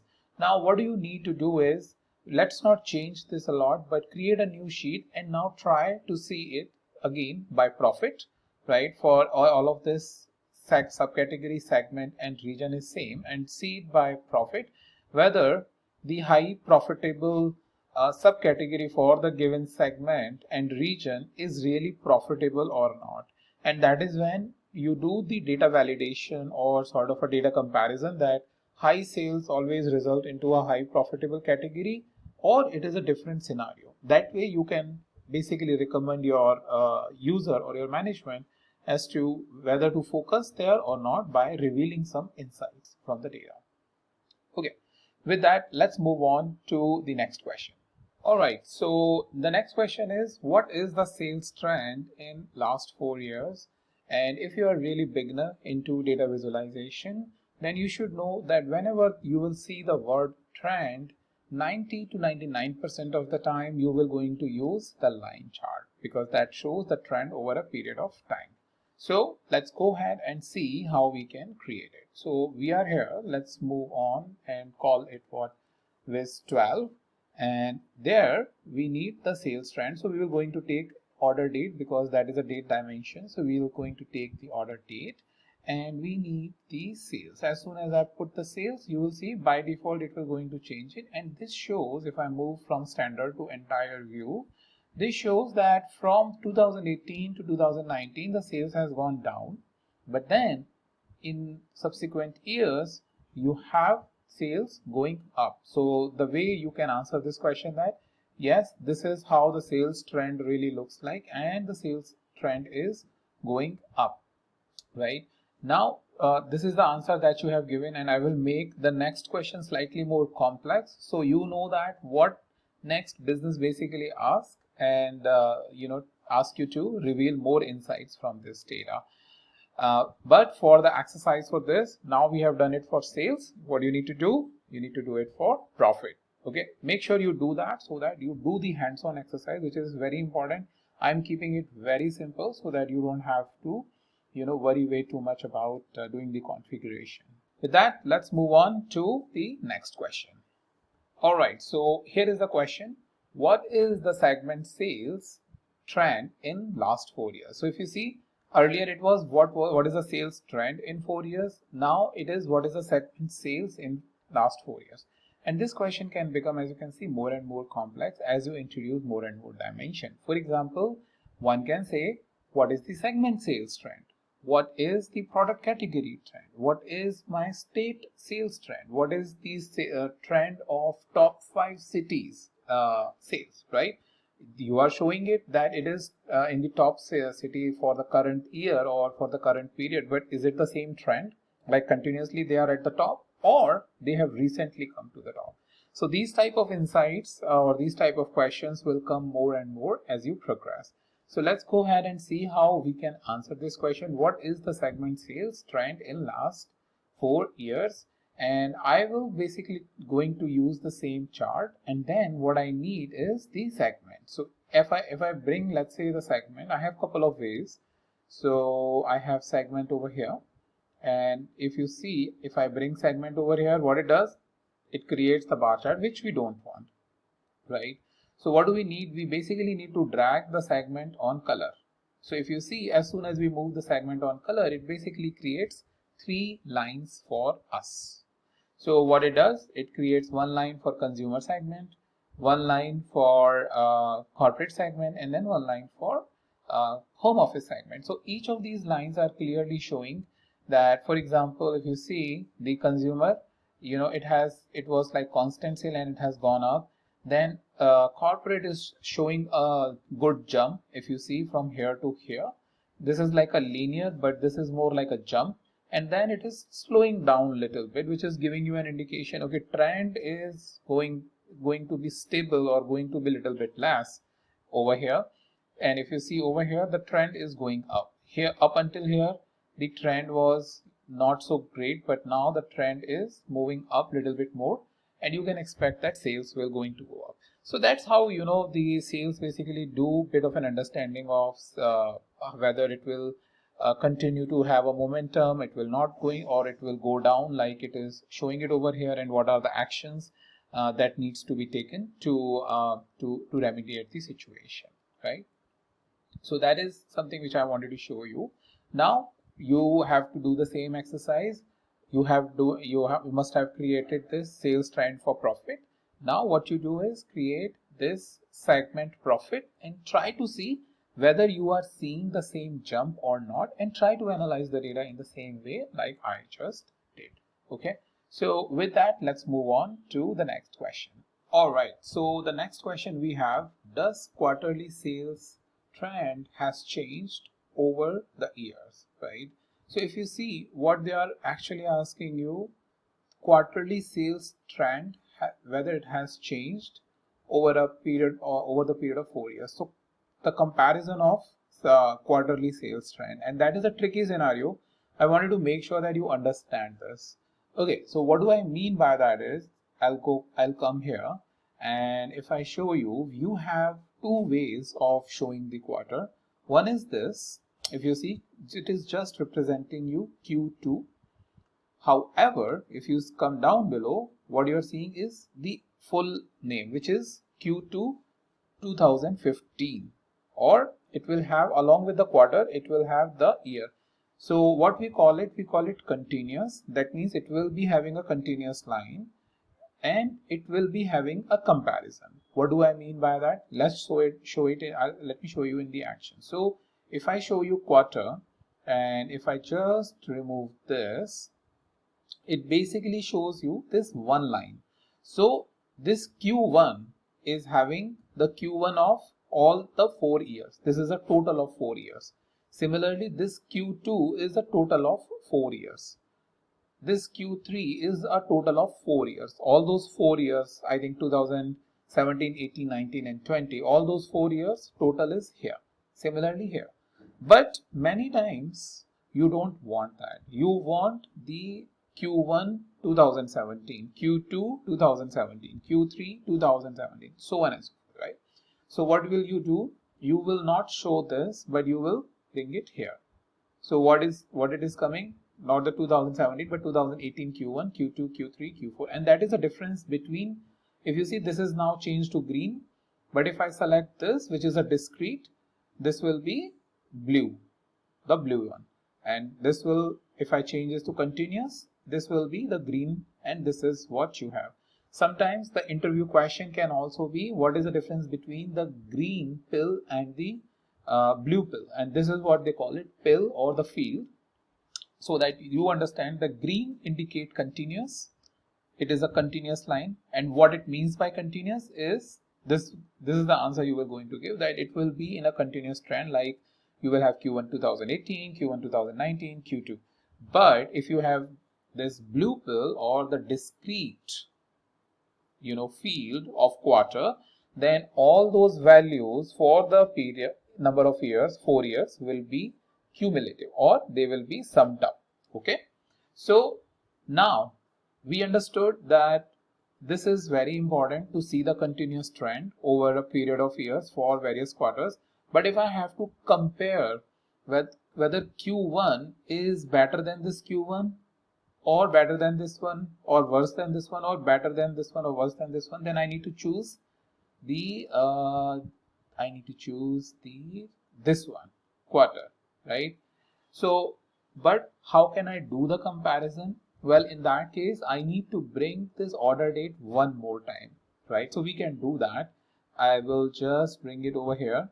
So if you see, what do you have is basically, we have Q1, Q2, this is like 4 years. This is for 2018, 2019, 20, 21. So if I have to compare this, I will just drag this little bit on the right. And if you see, what it is basically doing is Q1, 2018, 19, 20, 21, right? And for the rest of the one. So it is clearly indicating, if you see this one over here, if you see this one, Q1 versus the Q2. Okay, this is all Q2. So let me just drag this. I think I messed up here. Right, now it is better. This is the view we want. So we have year, if you see, and pretty much the same from a comparison perspective, but here it is clearly improved. Here it is clearly improved. So that basically gives us a bit of a comparison in terms of if you want to compare the multiple periods over multiple years, like you want to compare Q1, Q2, Q3, Q4 for these many years. So that's one way of doing the comparison, but your management comes back and says, hey, this is good, but can you produce these lines one top of another? Because I have to first go here, then I have to move here, then I have to move here. I want to do the comparison so that, you know, this line should be on top of this line, or this line should be on top of these two lines, right? Based on what the value is. You said, okay, fine, we can do that. And the way to do that, and this can be an interview question as well, the way you can do that is you bring the year field and put it on colors.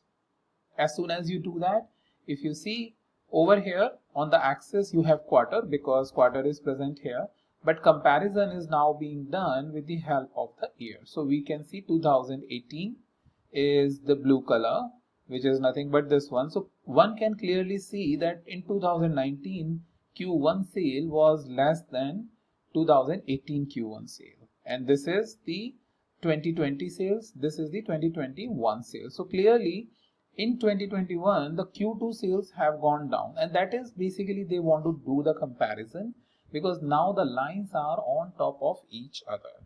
That way, we can clearly see whether the trend is going down and in comparison with the previous years, or it is going up, right? Similarly, you can see for 2019, it was down in basically Q3 when you compare it with the 2018 Q3. Similarly, for 2020, Q3 sales was almost same as 2018 Q3 sales.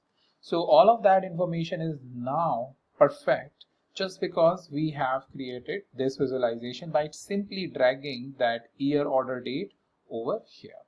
So that is something I wanted to show you as to this is a situation which may arise where you want to do the comparison, and this is how the comparison looks better. All right, now it's your turn to do the practice on profit. Create a similar type of view where now you do the comparison with the profit and see and try to interpret like I was interpreting the data and write your observation. With that, let's move on and see the next question. All right, so the next question is, I think was that does quarterly sale. This is something we covered. What is the sales? What is the profit and sales trend over the years? Okay, so this is something we will going to look at. If you see, the interesting part is now we are comparing two measures. Up until so far, we have only compared the dimension or category values like segment with region, category with subcategory, category with segment, so on and so forth. Now, this time it is two measures, and I will show you something which is slightly advanced feature because by now you have a good understanding of basic visualization. This is a very advanced and it has number of use cases when it comes to creating a chart like this. And this is where, you know, all the Tableau experts you may have seen, they create an amazing visualization by following the technique which I am about to tell you, that is related to only when you have more than one measure in your visualization. Okay, let's go ahead and see this. So for that, I will going to create the viz number 13. All right, here I have low battery, so I need to plug in the charger. All right, so this time we need to take order date, isn't it right? Because it will bring by default the year, and we will going to take sales. So we will drag this up and I will change this to entire view and just see what happens when I drag the profit also here.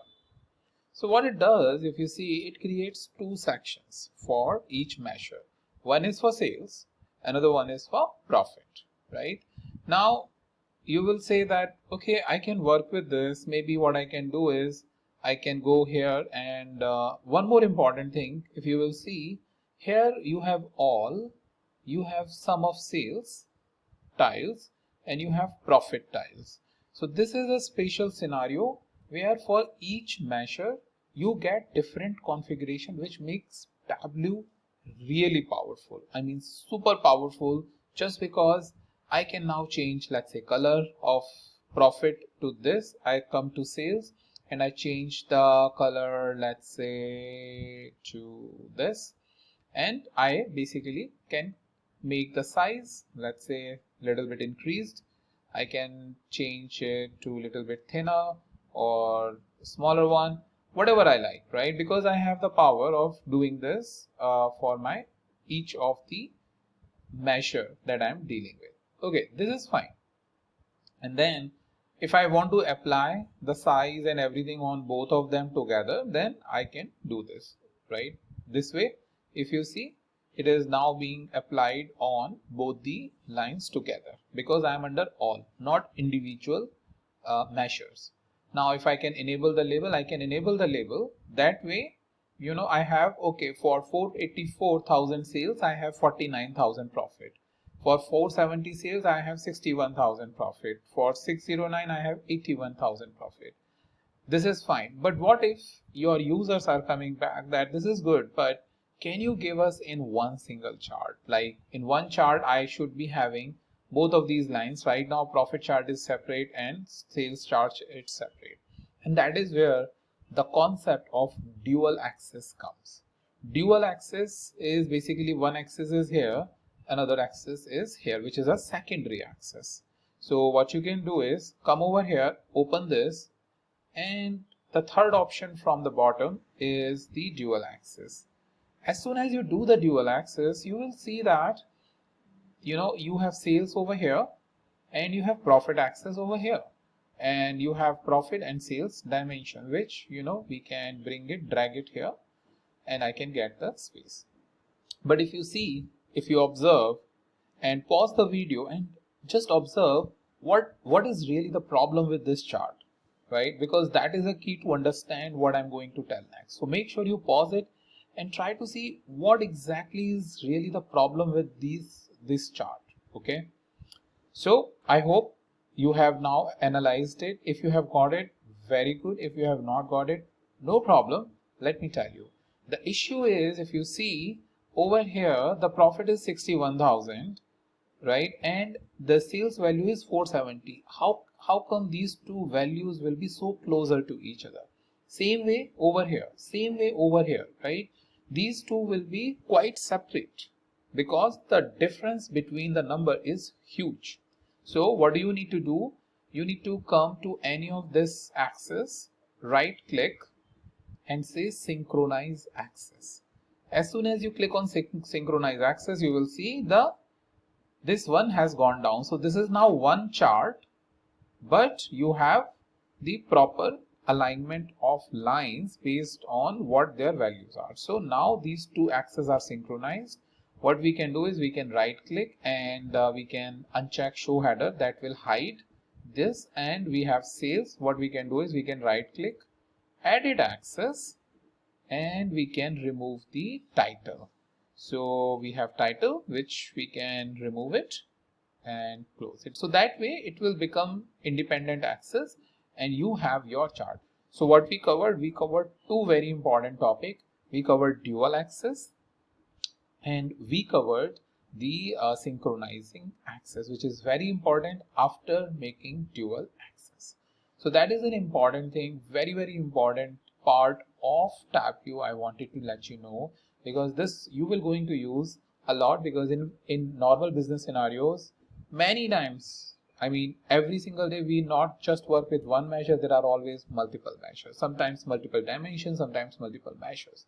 So having an understanding of this concept of how to use multiple measures effectively within Tableau is key to understand dual axis and synchronize features, which is a key feature of this this Tableau software.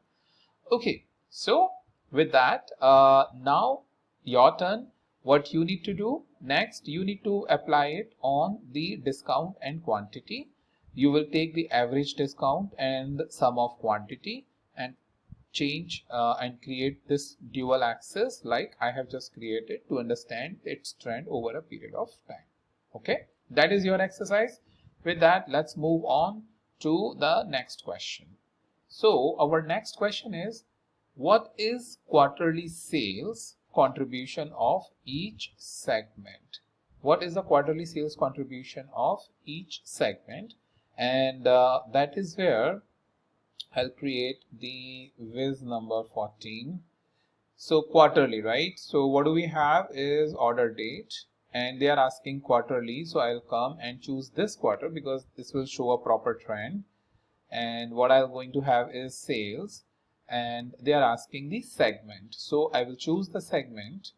Now I have a couple of ways. I can choose the segment and I can bring it here, right? It shows the comparison.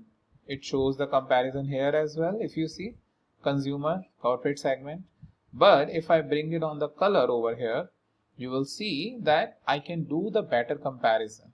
And then if I can simply change this to an area chart, it becomes quite more impactful, right? We can choose it from here, right?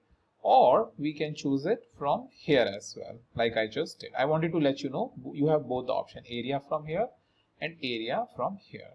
So what it does is it basically creates this visualization which shows a contribution, like home office has a relatively low contribution followed by corporate, and the highest contribution is by the consumer organization.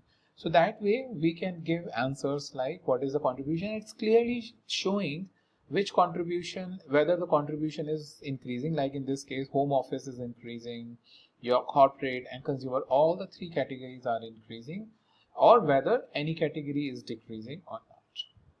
So it is a very, very impactful visualization for comparison of trend, the comparison of categories over a period of time. So here we have period of time, that means the year. We have the segment comparison. The next thing you need to do is you need to do the comparison of segment, okay? Or you can also practice it by comparing the segment for profit. So that is your exercise. Make sure you do it from the scratch and interpret the results correctly. Okay, with that, let's move on to the next question that we have. The next question is, what is the sales and profit of each customer? Very, very important. If you see, we can have hundreds of customers or even thousands of customers. How would you visualize each and every customer, right?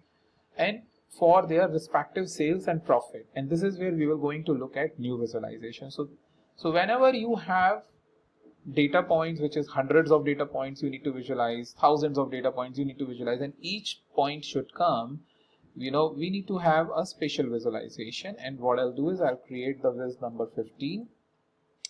And what do? We will select profit, we will select sales by holding down the control or command key, and we will going to choose the customer name, okay? And then I'll come to show me, and this is the visualization. If you see, Tableau is smart enough to recommend you this visualization, that scatter chart is the one that you should use. So we will going to click on that, and if you see, we have visualized all the customer. I can see individual customer over here, like Tamara. What is the profit and what is the sales? Okay, over here, Sean Miller, you have profit and sales. Who is this guy? Profit and sales, right? Like I said earlier, this is now it has enabled the shape, and we can create this shape as well, right? So up to us, whatever changes we want to do. Now there is important thing. Maybe your user can come back, oh, this is really good, I have the profit and I have the sales, and clearly I know that these guys is where we are not having a lot of profit, or the profit is in negative, if you see, right, as compared to these guys. So can you tell me what is the quantity that they have purchased, and somehow I can identify it easily? Well, what you can do is you can come over here on the quantity and bring it on the size, and if you see, the size comparatively is bigger here, it's lower here, it's very low over here, like the quantity is low, but even you are having a very huge loss, then what is the reason, right? So that is something one can basically do to produce it. Now another question which may come over here is, hey, can you tell me what customer segment they are, so that I know, okay, John Lee, is it a corporate customer, consumer, or what it is? Well, in that case, the answer for this question is you will bring the customer segment on the color, and as soon as you changes the color, you will see the visualization very clearly identifying blue is consumer, right? This is corporate. So you can see, okay, this is a corporate customer and this is home office. So you are having a lot of loss with this home office customer. Similarly, you see a lot of losses for corporate customer as well, where consumers are mostly on the upper side. Also, you can select this, you can select from here if you want really to see only corporate customer, or you want to highlight home office customer, you have the option of selecting it from here, right? Like I'm just selecting. So this is doing nothing but highlighting it. So that's how you can make a really impactful visualization and answer the question which your users are asking. With that, it's now the time for practice. Next thing you should do is create the chart for profit and quantity, and for each of the customer, the product category, right? And then for increasing the size, you need to choose the sales. So the question will be, who are the customer which are having the highest sales, and based on the comparison of profit and quantity. So profit, let's say, will be here, quantity will be here, and the answer or the answer we will trying to give is whether the higher profit is resulting into higher quantity, or for the lower quantity also you are having the higher profit, right? And then you can color code this by category by clearly identifying what kind of the product category these customers are ordering. Okay, so that is your exercise. With that, let's move on to the next question. So our next question is, in which sales range we are receiving most of the orders? So now you see the question has become really tricky. Sales range, that means $0 to $100, how many orders are coming? $100 to $200, how many orders are coming? And which range is really the one where you are receiving? Are you receiving more in the lower range? Are you receiving more orders, that means number of orders on higher range, or what it is, right? So for that, what you have is basically a different type of chart. So I'll call it what with number 16. And for this, what do we have is basically the sales. If I just select the sales, right, one of the chart which is now ready is histogram. So if you see, simply what it says is this is a range that it has created, and if you want to see the range, you will be able to see it over here. If it has created, yes, there you go, sales bin. Earlier it was not present, now it has created, and its sign is also different. This is a sales bin. So what it does is it creates the range, and for each order it is nothing but the count of orders, or the count of sales in this case. So how many number of sales that has happened. So clearly a lot of sales in the first category. So if I go and over here and edit this, you will see the size of the bin is 507, that means $0 to $500. So we have the way where we can enter a value. Let's say we want 100, okay, 0 to 100, 100 to 200, and so on and so forth. So you will see now change into this visualization. So clearly a lot of orders are a low value orders for you, and over here this is basically shows the different value, and mostly you have values. 80% of your orders is most likely within $300 or $400 range that you are receiving, right? So that is the kind of observation you can give to your user when you are working with histogram. So for histogram, you just need to select a measure like sales we have done, and it get enabled, and you can produce that visualization. So that is something, the answer we can give. Now the another answer you need to give is in which profit category you are having the highest profit placed. In this case, like we have the sales, in which profit category you are having the highest profit or highest number of profit values, right? With that, let's move on to the next question. Okay. The next question is, which product subcategory has high average sales? Very, very interesting question, because if you see, we have multiple product category and we are talking about average sales. Okay. So you have multiple ways, but I'll show you the standard way of doing that. You have sales, you have the subcategory, right? And one of the chart that is enabled is the box and whisker plot. So if I just click it on this, what it does is it basically creates only one box and whisker, and this is nothing but your middle part or the average. So here if you see, the median is 114880, nothing but the average. So this chart is where shows a lot of information about outliers, like for some of the values which are really high, some of the values which are really low.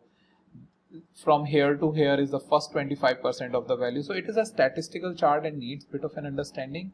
But if you see, it is not giving a subcategory. So subcategory, if I let's say move it on to the column, again the chart has gone. We have got the categories over here, but the chart has gone. And this is where a small tricky configuration you need to do. Configuration is you need to come on to this analysis menu. So probably it is not coming to you because in my Mac it is on the top bar, but analysis menu, in the analysis menu you have aggregate measure. Just uncheck that. As soon as you uncheck, all these charts will come properly. And if I go and say entire view, so what it shows is these values which is outside of this chart is nothing but outliers, because sometimes your business can ask that what are the outliers in my data set? Well, these are the outliers, copiers. Information for copiers, these sales are outliers. This sales is an outlier. These sales are outlier.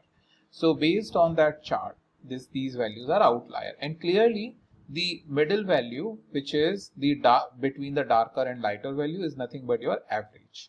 So you can clearly compare what are the average sales, and clearly copier has the highest average sales, followed by the machine, and then so on and so forth. So you can get an idea, or you can do this comparison very easily. If it becomes little bit difficult, I can show you with the help of category. That probably can be relatively easy. No, even for category it is slightly difficult. I'll bring the segment, and as you can see, how quickly I am able to change my visualization, and that change is what business needs. They may come, hey, can you produce that same chart by segment? Okay, here you go, right?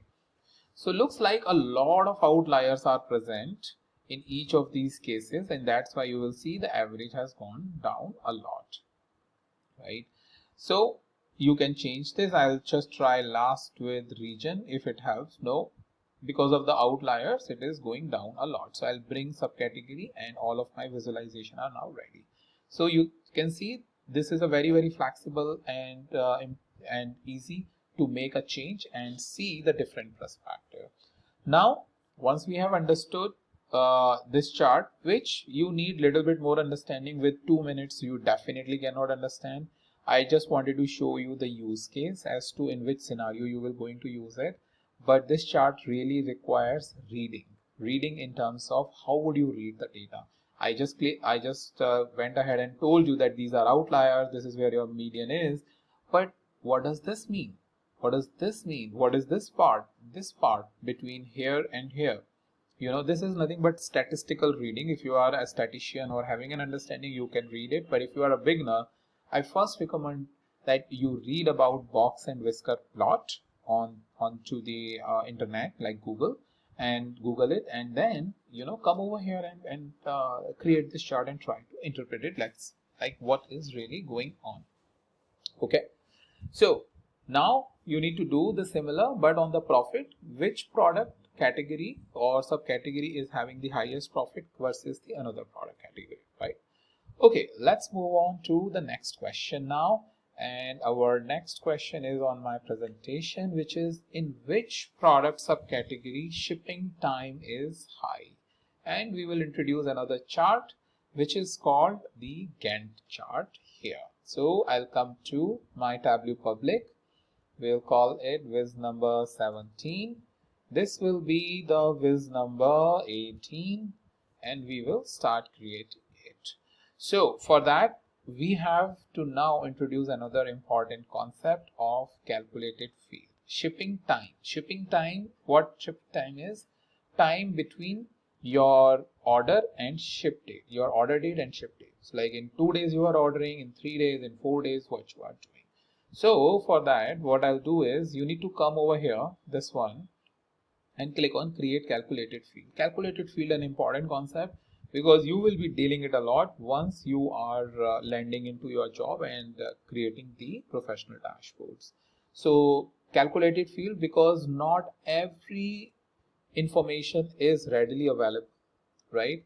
And you have to create a lot of calculations, and there are hundreds of formulas, the level of detail concept which you will for which I have created another video, and you can search for that. So all of that is basically going to help you to produce the calculations which you would require every single time. So not shipping time.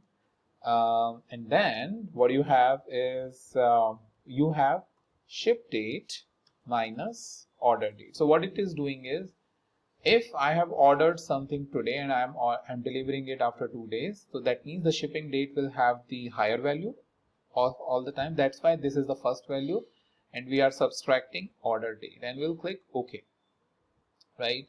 So we have shipping time, and what do we need is we want to understand for each of the subcategory how much is the shipping time that it is basically taking. All right, so for that, what do we have is shipping time now here, right?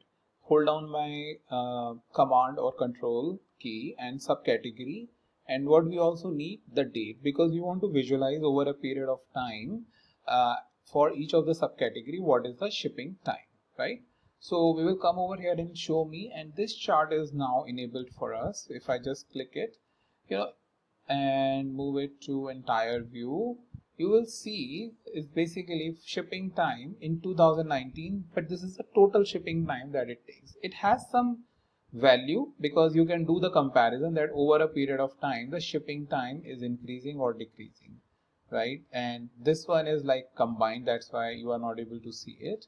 And this information somehow useful but not very useful, because we want to look at individual orders and their ship date that happened on each of these order date, right?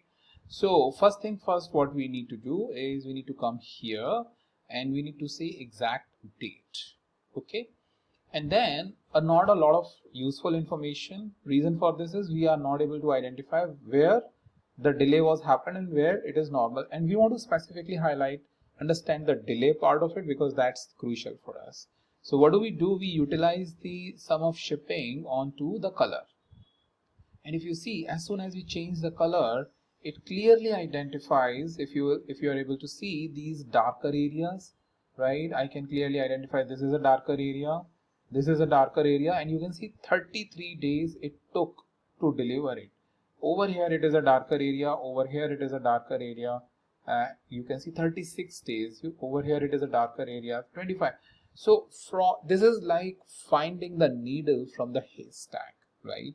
And this is the power of visualization and the Gantt chart with which you can solve scenarios like this, right? So that is something I wanted to show you as to how you can configure the Gantt chart type of a visualization.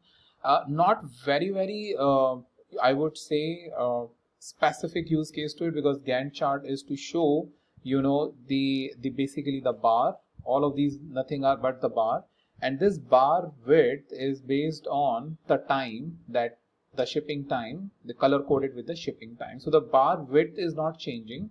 However, Gantt chart is used a lot in project management where they want to show the activity start time and end time, and based on that how much time it is taking. But we have slightly tweaked it for our scenario where we are clearly seeing where the time is really high and finding that information only, and with someone within 5 minutes can come out of this and clearly identify where the delay is happening and why.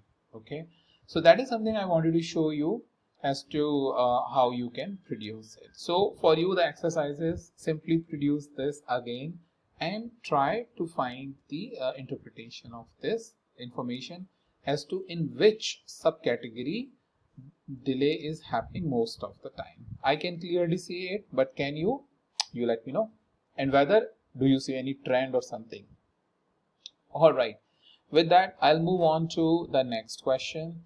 For us, the next question is, are our sales above average or below for subcategories, right?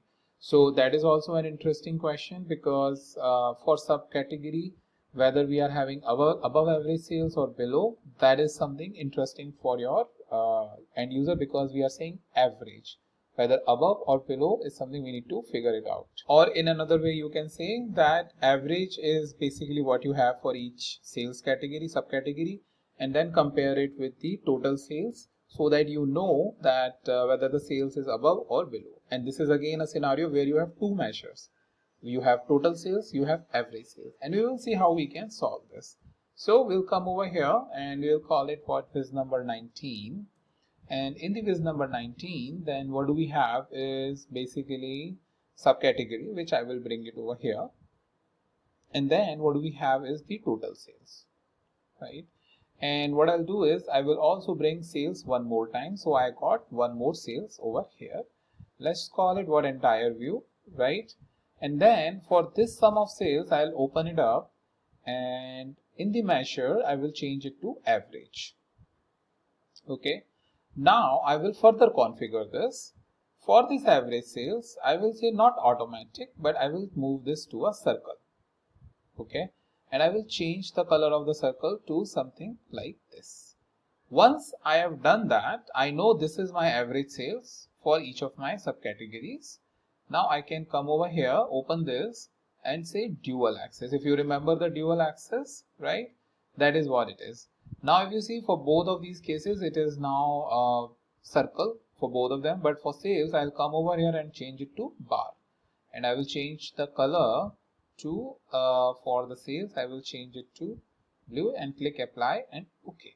Now if you see, our visualization is now configured. The only last thing, if you remember, right, synchronizing the axis. Right click, synchronize axis.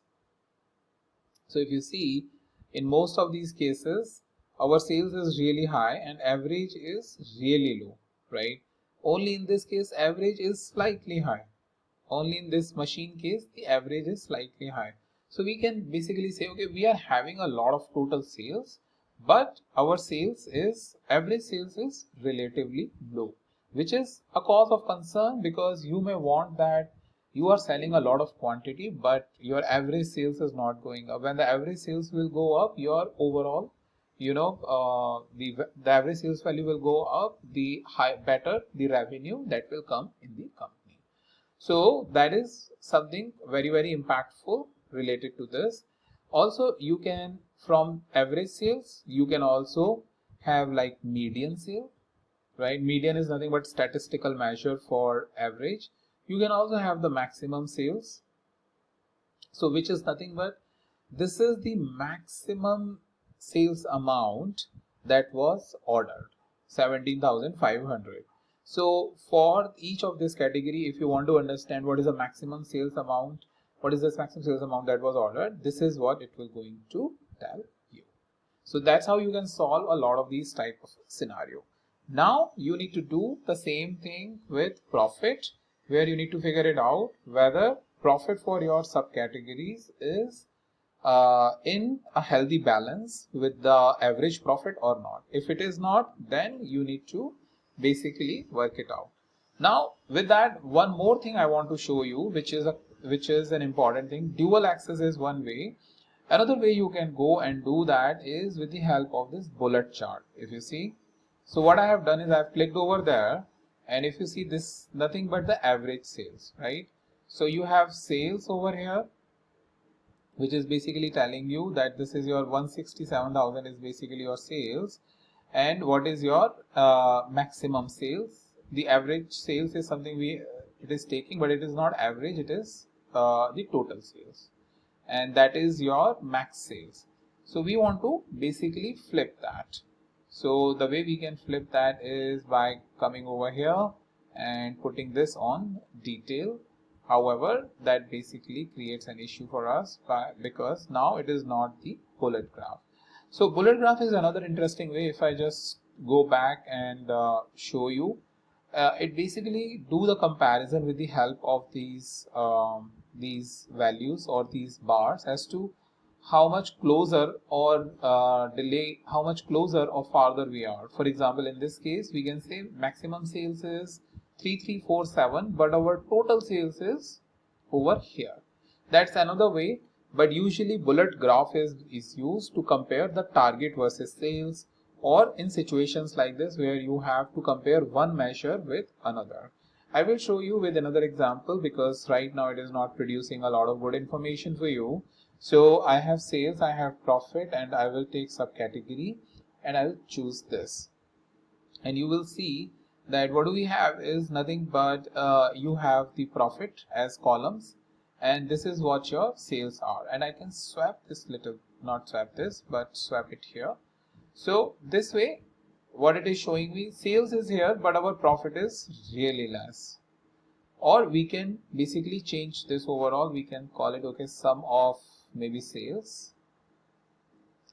I will remove that. We will say sum of sales and hit enter. And over here, we will just double click. This is another way. I'm just telling you right in front of you that you can do it.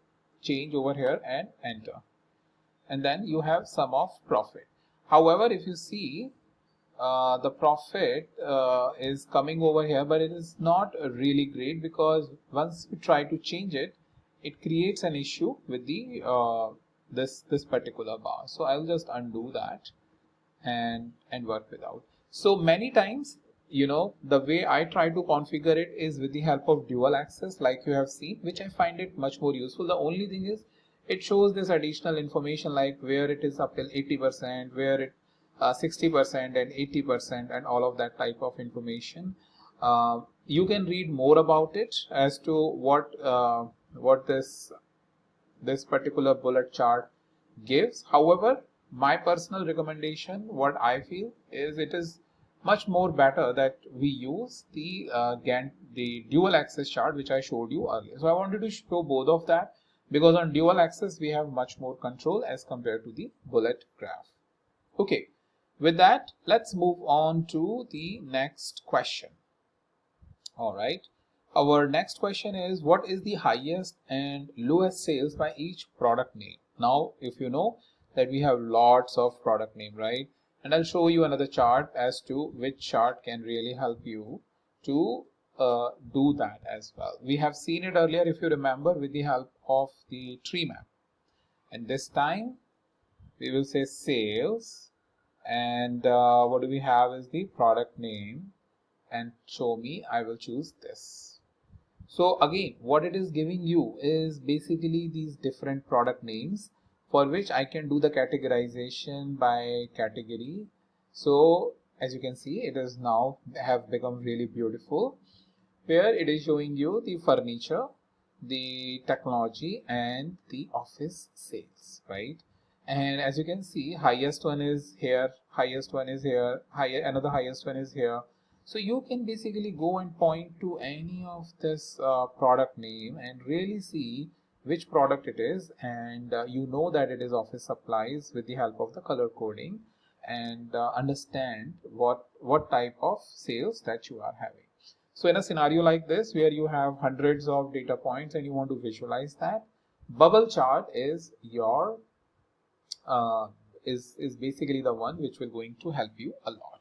So with that, you need to do the practice on the profit part of it. You need to create the profit for each of the product name, visualize it, or color code it with the help of the category and get the desired output. And that basically with this chart, our all the visualization part is now completed. I hope you have really enjoyed this part up until so far. If you have any question, you let me know in the comment and I'll try to answer. The whole idea was to give you a complete understanding of all the different charts. You know, some of the best practices as per my understanding and as per my experience, you know, how I would handle that chart or what type of questions are coming, and I have tried to make it more as much practical as possible. And I am not leaving you here. We will going to look at two more important things. The first important thing is the dashboard. If you see, we have three things. We have sheet, which we have been looking at it. We have the dashboard, right? So we'll click on the dashboard, and if you see, the dashboard is now created and it has a different interface. So let me give you the overview of dashboard. So overview of dashboard is basically, so first thing first, what is dashboard? Dashboard is a collection of your different charts which you bring it together so that your user can explore the data. For example, if you see, I have my visualization 1 here, visualization 2 here, third is here, fourth is here, fifth is here, sixth is here, seventh, 8, 9, 10, all of that, right? But our dashboard will have all of these visualization over here, all these sheets here, which I can bring it on my canvas and create a combination in such a way that it becomes most useful for my end user, right? So you have that, and what we will going to do is create a dashboard. So let's go ahead and create a dashboard. So first thing first, as a beginner, what I want to make sure is you have floating. Tile is basically for those users who have really become an experienced with the end user or with the Tableau public and know how to configure this. This is a separate subject area. A lot I have already covered. I can provide the link or you can ask me more about it and I'll give you some scenarios. But for now, as a beginner, I want you to make sure you are on floating. In floating, you know, this becomes an open canvas where you can put your visualization anywhere. In case of tiled, it basically expects you to have a tighter control over your visualization as to where to place it. That's a basic difference. Floating is like, hey, you know, I have canvas and I can just paint it like whatever I want, right? Okay, so I have this. The first thing first I can do is, this is the place where I have the size and I have the default. And I can choose the size of, let's say, 720 and height is this. So let me choose 1200 if that helps. Yeah, 1200 is good, right? So this is good. Now in this, first thing first, what I want is basically the first thing first, what I need is the, what do you call, the text. So I'll bring the text, which is nothing but the dashboard. Sales overview dashboard. Okay, and we will select this, and by Control A or by mouse, I can select it from mouse and I can make it 28 and I will make it Tableau bold and click OK. So I have sales overview dashboard, and with this I can drag this up here. Now you can see it's very easy, right? Because I have chosen the floating layout. So this has become the title of my dashboard. If I want to do some sort of a color, I can select this. In the layout, I have background and I can change the background. And as you can see, it is now changed to some background. So select the visualization. Within the layout, background is present. And in the background, you can choose whatever color you want and that will be changed to the, in this case. So you can choose none for nothing. So that's about how you can change the dashboard color, the dashboard title color or the component color. Now let's come back to the dashboard over here. So this is a sales overview dashboard. Now it's about what visualization we want. So we have first visualization, which is a table, if you remember. Second visualization is this. Third visualization is this. Fourth is this, so on and so forth. So let's try to, for the creation of the dashboards, let's try to bring, let's say our audience wants to see basically the sales of the different states, right? So what you will do, you will bring this and move this up from dragging it and putting it over here, and you will say double clicking. What I'm doing is I am simply double clicking over here and I'm saying sales by state, selecting it, making it what, 12, and Tableau medium. If you see apply, this is how the color is coming. Also, one of the best practices, it should not be that dark. You should have a slightly lower tone of the color. So you have sales by state, right? So you have this, and if you want, you can drag this from left to right if you want to create some more space. Yeah. So that way scroll bar is present. You can move up and down and get the sales by state visualization. So that is first visualization. Let's say after this, our audience is interested in basically viewing the heat map, right? Sales heat map. So if, okay, that was to go to the sheet. So this icon was to go to the sheet. So what I will do is I'll bring this. So this is nothing but subcategory, if you remember, right? If I just expand it till the right, or maybe I can take it down below here because it can take a lot of space. Okay, now if you see, it is coming properly. So what it is having is basically the quarter date and the sales information. So we will say sales heat map by subcategory and quarter. Select this, Control A, select this, make it Tableau medium and 12, and this is just to make sure this is, the title is everywhere the same. The consistency is the key for situations like this. So we have this is a component which is blank, so you can also bring this down like this, okay? So that way you know that this is the range. If I move up a little bit maybe, okay? And after that, we have lots of visualization, as you can see. And let's say our users are really interested in viewing the sales and profit information of the customers, right?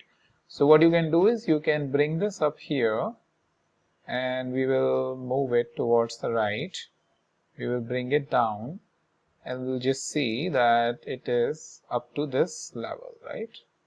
Furthermore down and we should be good. And this is just to look at it up until what place, this visualization. So this is nothing but sales and profit for each customer, okay? So you select this, again make it what, 12, the color coding will be this, and this will be Tableau semi bold. Click apply and okay. So this is the same formatting what we have done earlier. And now once you have done this formatting, right, you have this legend which it has come over here. What do we need? We need to bring this here, right, so that this can be part of the visualization. Okay, so now one can clearly see what this color coding really means. You have the size as well, right? If you want, you can keep the size by keeping it over here, or if you want, you can remove it, not adding a lot of value, because you know that okay, size is something you need to give bit of an education. So with that, if you see, your dashboard is pretty much in a ready stage. If I just expand this down a little bit further just to make it useful. So what you are showing is, you are showing the sales by state, you are showing the sales and profit of each customer, and you are showing the sales and heat map by subcategory and quarter. And this is usually the requirement of the sales or the sales management or the subject matter expert is giving. There can be two different types of requirement. One is they want to view multiple metrics together, like we are having sales by state, that is a sales dimension by state. This is a sales for each customer along with profit. And this is again sales. So what do you have is basically one topic which is sales. You want to analyze the sales, and here you have it. You have product subcategory, you have state, you have each customer. So pretty much everything is covered based on what they have asked, and we have moved ahead. Another type of category can be that they want the different types of metrics. For example, they want to see the sales by state. Beside to that, they have profit. If you have followed my exercises, then you must have created the profit by state. So one chart is for sales by state, another chart is for profit by state. Then heat map, let's say for sales. Then another metric, let's say they need to know about quantity. Maybe another thing they want to know about shipping time. So that's like a big scorecard where you have multiple metrics based on the user's questions which they need an answer while exploring with the data, right? Now, important thing about the dashboards is dashboards always have one or the other filter which can filter the entire dashboard, right? For example, if I want the product category, that I want to know, okay, what is my furniture? I should be able to select that. If I want to know technology, I should be able to select that. If let's say that is a requirement that is coming, then what you can do is you can go to any of the sheet, for example, this sheet, right? Rather than searching it from here, just select the sheet in which you want to go, and you can select any sheet, by the way, to add a filter, and I will show you that filter, how you can put it here on a dashboard, and then all the other visualization will also be impacted from that. So we'll go here, select the sheet, go to the sheet, right? And we will add the category filter where here, and we will say all and OK, right? So now I have a category filter. I will come back to my dashboard. So here is my dashboard, and I will select this again and go to this more option. If you see this more option, you come over here, click this. In the filters, you have category. So you'll select category, and the category is now present here. So what I'll do is I will bring category maybe here at this, right? Right now it is overlapping with this. So usually for the filter, what we do is we select this again from more option, and this will be single value drop down.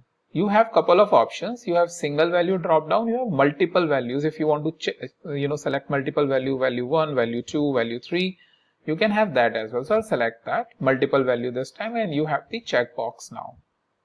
So I can select all, and then this is now more like a individual standalone filter.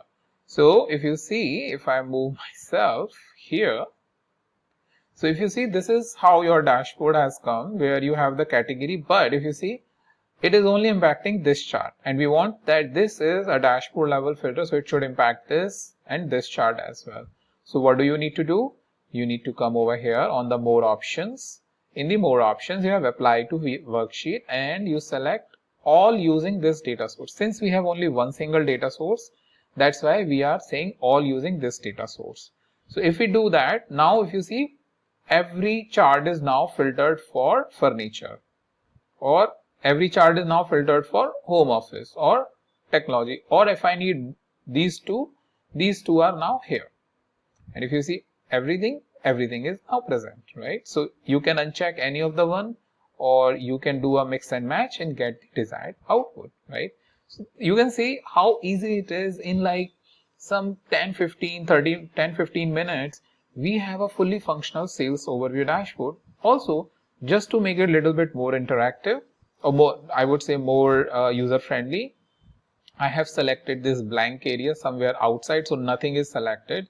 I'll go into the layout, and you have this background which is right now not highlighted, right? Because we have not selected anything. But if you want, you can select any of this visualization like I have said.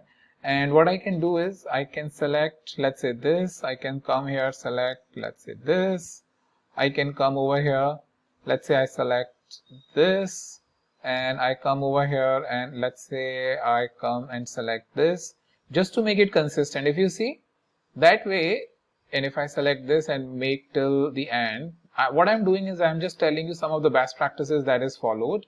So feels like, this is one component, this is another, this is a third, this is a fourth, and you are having some sort of a color distinction or color coding in your dashboard which is attached to each sheet, just to give it a little bit more professional look rather than simple blank look, right?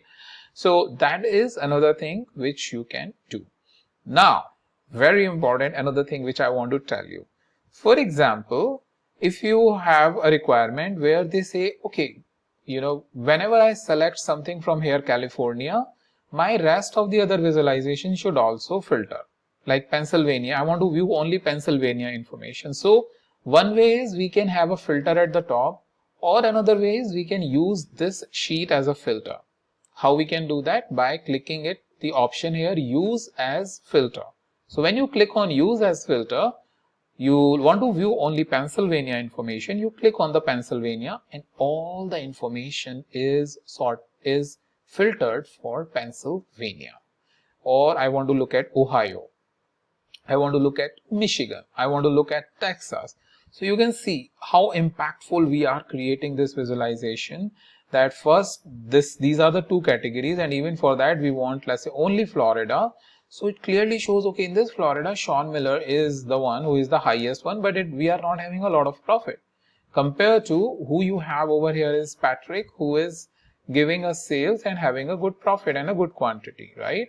So that information is something now filtered for this visualization. And if you want to uncheck, just click it here again and you will view everything. So if you want to set it for California, you select California and this is all your California information. So that's how we have created the dashboard right in front of you. I will not leave you here. You will have to be with me for one more thing, which is also very important thing, nothing but story, right? So story, what is a story and how it is different from dashboard? So if you see, dashboard is nothing but a collection of different visualizations. But what is a story? In story, you have like a story, what it has usually in a story, what you have is basically the introduction, then some investigation about the core concept of the story, and finally the conclusion, right? That's how any movie story is also there. You have some introduction of a problem, you go deep down into the problem, and finally you have the outcome as to what do you need to do. Same is the concept with the story. And stories are basically to identify, hey, why our sales are not increasing. So we look at some patterns and some information as to why the sales is not increasing, or why our shipping time is deteriorating, or why we are having more increased time, or why the number of orders have released, why the returns are increasing. That why part of it, if you are investigating that, you will do that, right? So whenever you have a situation where you need multiple visualizations to tell the story about what happened, how it happened, why it happened, and what is the conclusion, this is what you will do. And I will just show you as to how you can configure. First thing first is, let's say we start with this visualization, and we say, okay, this is our visualization which is for consumer, corporate and home office, and I will give it a name, double clicking it. What is the compute accessibility features? Let me just deny it. Okay, what is the sales by each segment? So what you do is you come over here and you say, okay, this is my sales. So the next question is, over here, if you see, home office is having the lowest sales.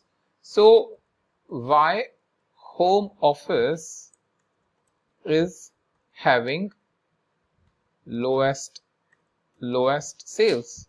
So that is a question you have created, right, for your user, as to what is the sales by each segment, and then next is why the office segment is having a sales. So what do? You basically create a new story point over here, which is basically nothing but creating the new page within a story. Now the next part of this is new story point. Either you can duplicate or you can create blank. So we'll create a blank. Does home office always have a lower sale? That means you want to look at each of the segment and see whether home office is always lower or this is the first time it has the case. So over here, you have the visualization, which is about this this particular corporate home office and all of that. So what do we need is basically a trend for this. So what I'll do is, to answer that question, we will duplicate this. So what I did, I right clicked over here and I clicked on duplicate, because what I will going to do to answer that question is I will bring the order date onto the segment.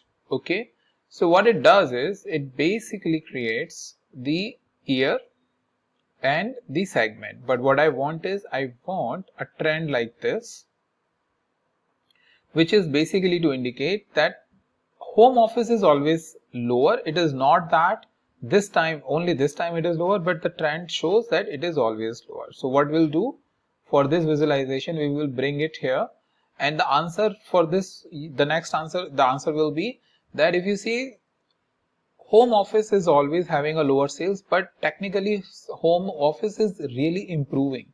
So it's not the case, this is not the right interpretation that home office, why the home office sales are low. No, that's not the right interpretation. After looking into the why, we looked at the trend, and trend suggests that always home office is lower than consumer and corporate. However, in recent years, home office is catching up on sales. Then they will say that, okay, tell us what is the lowest and highest best performing and worst performing product in home office. So for that, you will create the new best and worst performing product sub-product category in home office, right? Home office. So what I'll do, I'll create new sheet by coming here and clicking new sheet. I need what I want to create only for home office. So what I'll do is I have segment, I'll put it on filter and select only home office and click OK. So I have set the filter only on home office, right? This filter has come category because if you remember, this was present in the dashboard and we said all using this data source. So everywhere only the same data source is used. That's why it has come and it has this sign, which indicates that it is applied to all the worksheets. Okay, so we have segment as home, and then what do we have is I will just make sure in dashboard I'll select everything all, so that this is not impacting my sheet. So what do we have is basically subcategory, right? And we have basically the sales over here. And what we can do is if I just move myself, we can create this chart and I can swap this and order this so one can really understand. So in the segment home office, these are phones is a best performing and fastener is a worst performing. And what I'll do, I will enable the labels as well. Okay. So now my point is ready. I can come back to story and I drag sheet here, and this is best and worst performing subcategory in home office. So that becomes your this one. And then further investigation based on the question. So based on the number of questions you are asking from the data, what is the sales by each segment and why we are having the less office sales. If that is a question that has come to you, here is your visualization. Then you have said, does the home office always have the lower sale? I should have sale, S-A-L-E. This is becomes sale. So no, because this is not the case that this is the only time or home office is is comparatively lower only at this time, but over a period of years sales are always less for home office. That means it is basically a division which is comparatively less performing. However, in recent year this is performing. And then who are my best and worst performing? This is where your best and worst performing product that are there. Now there can be a lot of different questions in these products. Which product is the highest, is progressing really good, or over a period of time, in last 3 years or last number of quarters, which product is showing high growth, low growth, and stuff like that. Those questions will keep coming. You will keep adding this over here, and this will become like your story.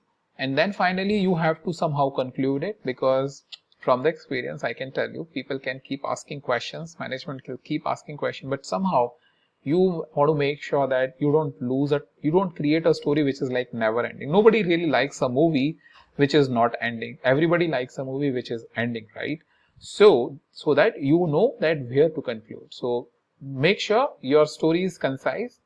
If it is deviating, then that means you need to create a new story from that. That is a kind of conversation, a mature conversation needs to have to happen with the management, who are always like, hey, can we go and see this, or can we go and do that?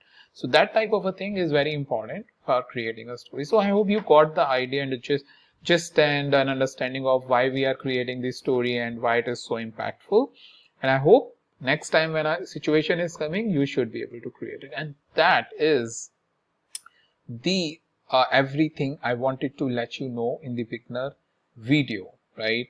So I hope you really enjoyed all of this session. I think almost 2.5 to 3 hours long session with me. Let me know if you have any question, but I hope after this you will have no problem creating any new dashboard or story or visualization.